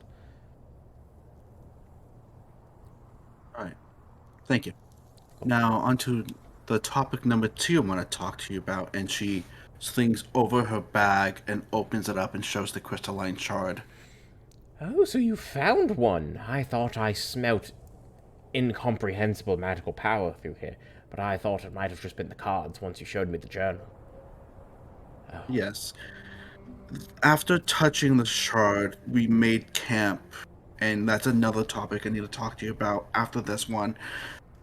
After touching the shard and we made camp, I thought this would have been the source of why the door opened, or it showed itself. But now thinking about it, this god might just be. I'm assuming it's a god. Could, just wants a probability or other word, chaos in this realm. Because by the sounds of it, she just kind of willy-nilly throw these cards about whenever a chance of opportunity shows itself. It could be. I'm not one for speculation, but might honestly be just the manifestation of the weave itself. But who am I to guess? I am not a god. Here comes up number 3, and I want the party's input on this as well. If we give you the second shard, can you give me the other cards? Whoa, whoa, whoa, whoa. Hold up, hold up. Wait, I thought we were why do supposed to we get the shinies. Do we have why any would we others? want the other cards? Because if they can essentially determine fate or change it to its utmost, magical form, we could use it to our advantage for our next adventure into the tomb, which we've been told is very dangerous. Yeah, but like, you It got could two. also bring our demise? Missed that part? Thought we were coming here so you could give this guy one of your cards so we could get the shiny. Yes, that is also another option. But these cards have such a weird magical, interaction with themselves. I'm curious about the actual true nature and what it could mean for this world alone, because if these cards are just being dropped around the world, that even this old man who was just taking a bath in a waterfall on his own mindful business and it showed up, what does this god really want? And what do these cards can actually do? And it puts fear into me because this may spell more than what we actually think it is. Granted, yes, we could trade you one of my cards to get the shard from you, if that's a deal you want to do. I would be happy to do that. The cards hold we more could- magical power than the artifact over there does. I'd be happy to do that Alright. trade. Then we can do that trade. And I hand him one of the cards and I keep my last card and put it into my pocket. He'll take it and go, "You're more than happy to go retrieve it. Thank you Alright. for giving me this." And I'll go over and before I pick up the shard and I turn around. Now, old man, I do trust you with this kind of power because you do have a sort of family here. And with more and more information I'm learning about these cards, the more and more I fear how much they are world defining, and I don't want them to fall into the wrong hands. Do not worry. These cards will be safe and locked up tight. I will put them with the rest of them. She picks up the shard and puts it with the second one in her bag. Now, there's one more thing I need you to do for me, and it's of your magical services. As you can pray tell, we're short a member, even though one is standing outside. Our pirate happened to disappear while we made camp, and I was wondering if the weave can tell you anything about their whereabouts. And if there's payment, then I'll fork up the gold for it. He goes, "I can commune with them. Yes, give me but a moment. But have you ever considered it might be just one of the Dune Striders?" The Dune Striders? Yes, he. Did it happen overnight? Yeah, it did. Were you not told of that story as a child? I grew up in the mountains. I never was fond of sand anyways. I see. My parents were very woodland-centric people. I see. Well, I'm sure anyone here who's from Slitakai would know the tale of the Dune Strider. They are crabs who burrow deep underground, mighty beasts who then occasionally burrow up to snatch up unsuspecting individuals and bring them back to their families to perform weird, monstrous rituals. If that is the case and isn't just an old bedtime story, you will need to make haste, for they are drawn to powerful locations. You said you're heading to a tomb, yes? That's what I feared. They will Yes, not probably be there, but they will probably be nearby. If that is the case, that is. And they didn't just leave. You might want to be out on the lookout for weird dune formations. Possibly even a burrow of such a thing. Right. And, I do have a question for you. Do you happen to have a kobold that knows blacksmithing? Not in town, but we do make more or less frequent trips to the capital to get things made. Do you might have an extra weapon laying around I could pay in gold from you? Just Sure. Yes, I think I can. How much gold do you have, and what type of weapon do you wish? right now I just have 10. I usually bring a small sum just in case, we get sleight of hand on and someone takes my pouch of gold. I usually leave my sum at my dorm in the guild, but I have 10 right now, and I kind of would like to replace my glaive. Here. I have something small, but should do you well. Will that suffice? It should. Give me those 10. I'll put it towards a meal or two for the town, and all of them independently. And I'll give you something as thanks. He kind of gets on up with a just kind of holds out his shaky hand for you. I hold my hand out. Are you gonna give him the... Oh, yeah, with the gold. Yeah, with the gold. He'll take it as he just kind of sets it into a little pouch inside of his cloak. You see him walk over to the wall. As you see him open up a little box sitting on a shelf.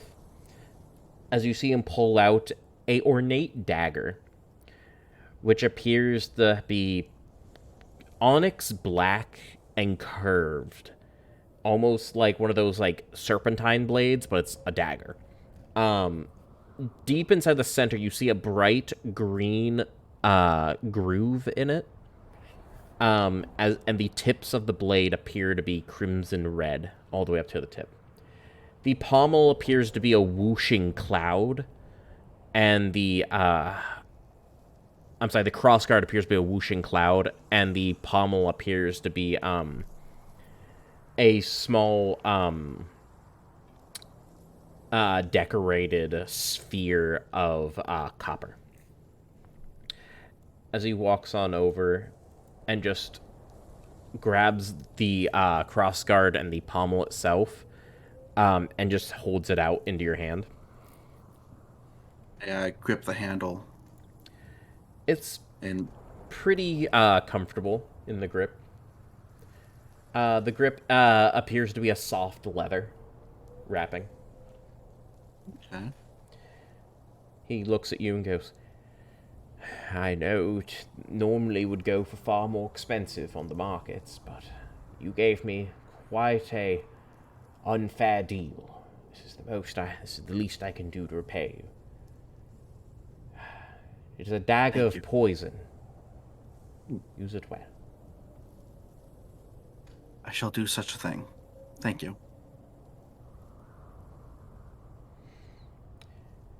She puts it into a cloak. She looks at the party and says, kind of seems like our journey is pointing towards the tomb. And if that's where Bean is, then we must make haste and hopefully nothing bad has happened to them. He's going to look over at you and go, by the way, If you do use that card, please tell me how it goes. If you're willing to, I'd love to see it as well. But I will not push you to do something you are not comfortable with. I When just the know time you have comes. intentions of using it. At least bring me the tale of how it went. Oh, I will always bring a tale to one who would listen to it. And she begins to walk out the door and says, "Again, thank you for your services, and we really appreciate what you've done for us." Of course. Anytime. Just kind of jots out. Okay. Good, sir. Heading on. And we'll claim my bow. Yeah. As you walk out, he'll just kind of dig on in and hand you your stuff. The rest of you gonna head out? Yeah. Alrighty. And they will shut the So door. what did the old man have to say? So it's possible Bean got stolen by a Dune Strider, if you know what that is. It's not something in particular that I've heard about, but Actually, anyone from Solidikai, please go ahead and roll me a history check. Do we know where we're from? Most of you, unless in your backstory you specifically wrote that you're not from here, you would be. oh, okay. I don't think I would. Be I am from here. not from here. Okay. Oh well. Smooth brain. Okay. I am a genius, and Drac is smooth brain over there.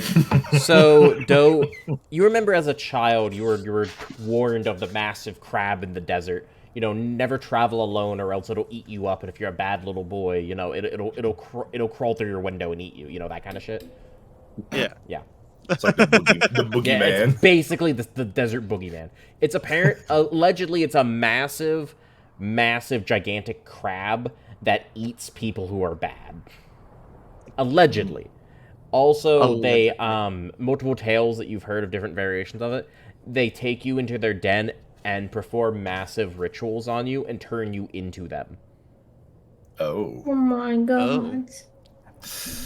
well. So did the old man take the tray? Did we get the shard? Yes, we did. And I also got something else in value, and I show him the dagger of poison. It's not a weapon. It's not a weapon that I would use, but it looks like it'd be handy in a fight. Yeah, it's a little short for my style, but it works. It's decent. But our journey is due to the tomb. And if that's where Bean might be, and that's where the Dune Striders might have taken her, we could stop by the tavern and check in with Rebecca Truthseeker and see if there's anything we could, gather from her. Okay. Yeah, if that's what we should do. I mean, I think the tavern would be on the way back to the tomb. Like we would go there and then head the direction that she told us, so we can stop by there real quick. Yes. I don't think we should tell her that we have a shard, though. Yeah, maybe we should keep that information close at hand. Yes. All right. Oh, you already put it in for me. Okay. Are you all heading over there? Yeah, we're gonna go head out. That is where I'm going to end the session for today. Thank you all for stopping on by. No. Dang it, no! We have to save Beans! Oh, you Bro, guys I will. feel bad. I feel so bad for Beans. She had to miss this session, and for the next part of the session, she's still missing. She got Crap stolen. time. We're gonna go save Beans. Fun fact, guys. Everything outside of the locations that have been on the maps were 100% improv for you guys. Made on the spot additions for this stream.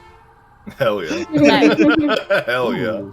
So the Dune Strider bullshit, I had to figure out a way to get Beans not to be like roleplayed by me, which it will be a thing. You guys will have to figure that. You guys will see that next session. I will actually prep something for that. And the door and all that shit, completely on the fly. I just wanted to give you guys a little something special. Oh, cool. Oh, that's cool. Love it. Thanks. So good.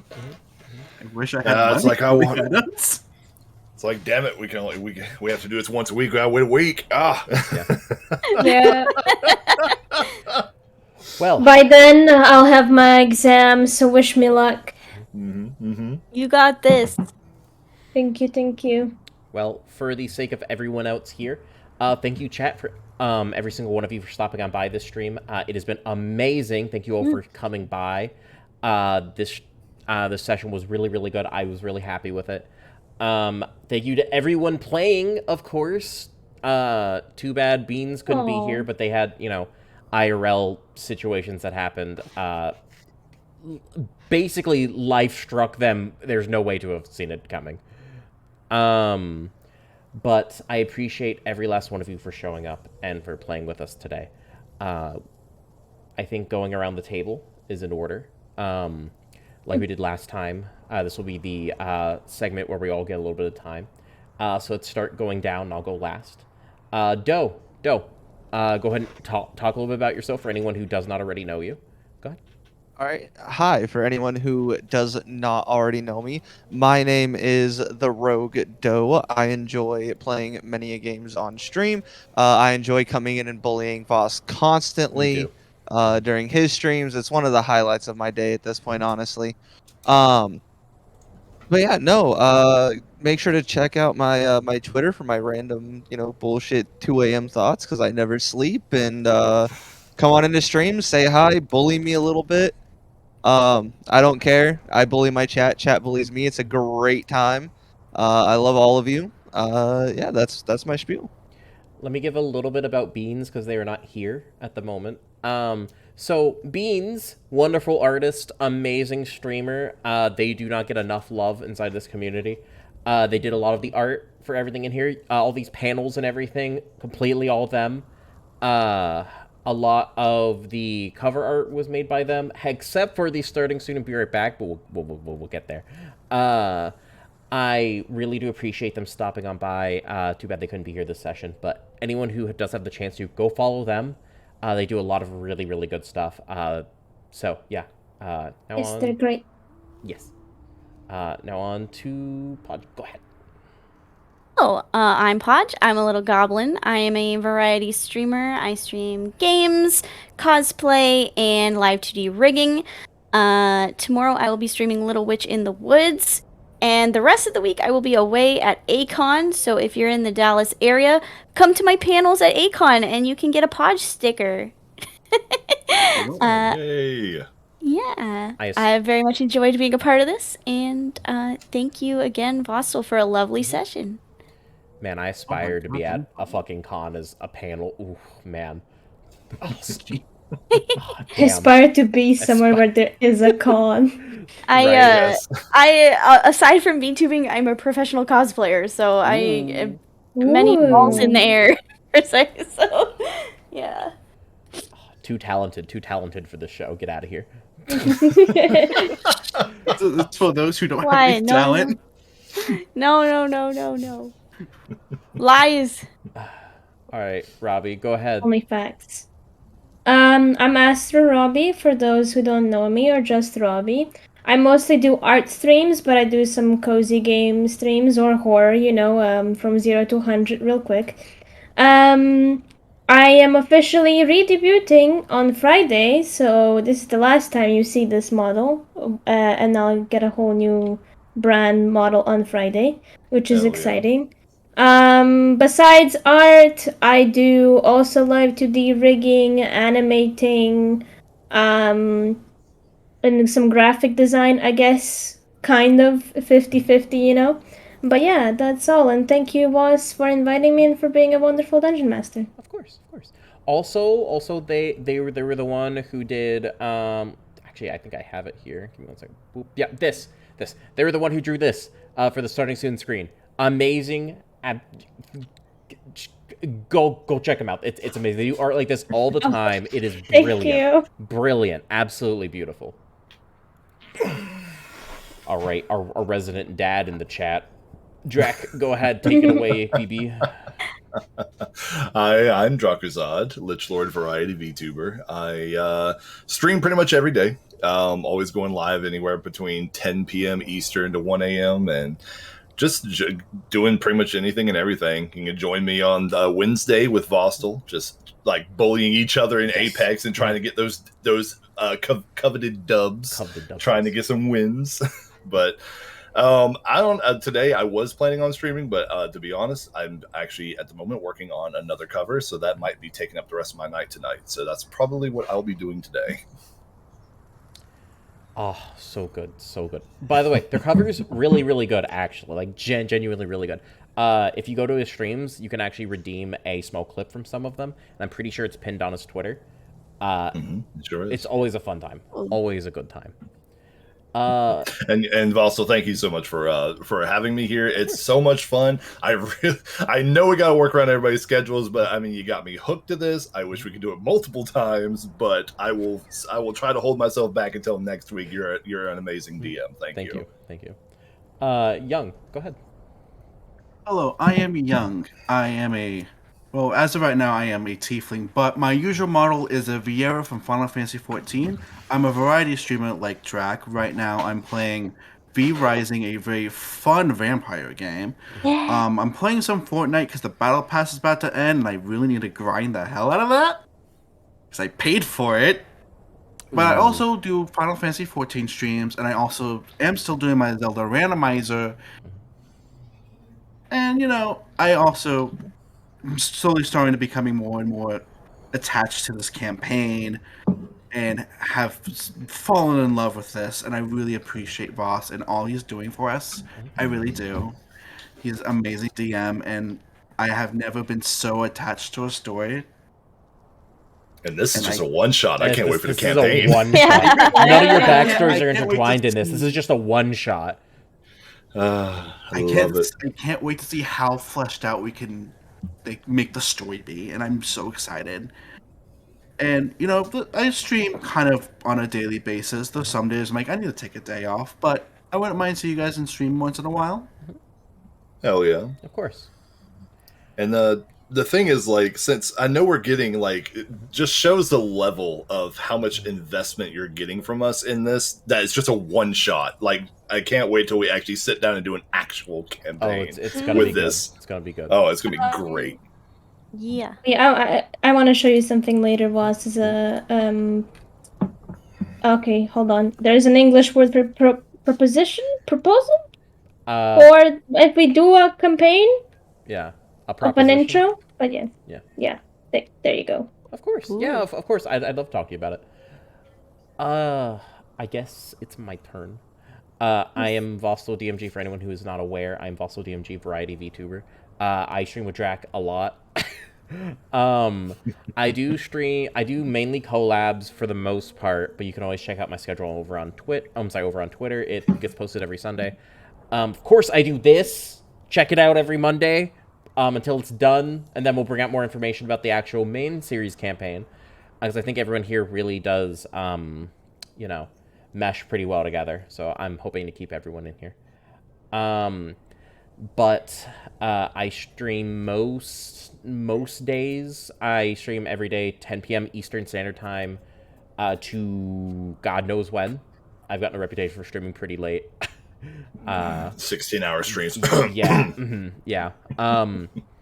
But you can also find me occasionally on the weekends, on my rest days, because I'm bad at resting. I might be streaming later as well, but I'm not quite sure. But I do appreciate everyone for stopping on by. It has been an amazing experience having you all here and having everyone's communities invested into this game. I just can't wait for the actual full-length campaign for it. Hell yeah. Let's go. All right, but I think it is time to end stream, so have a good night, everyone. Good night, everybody. See you next week. Thank you for coming.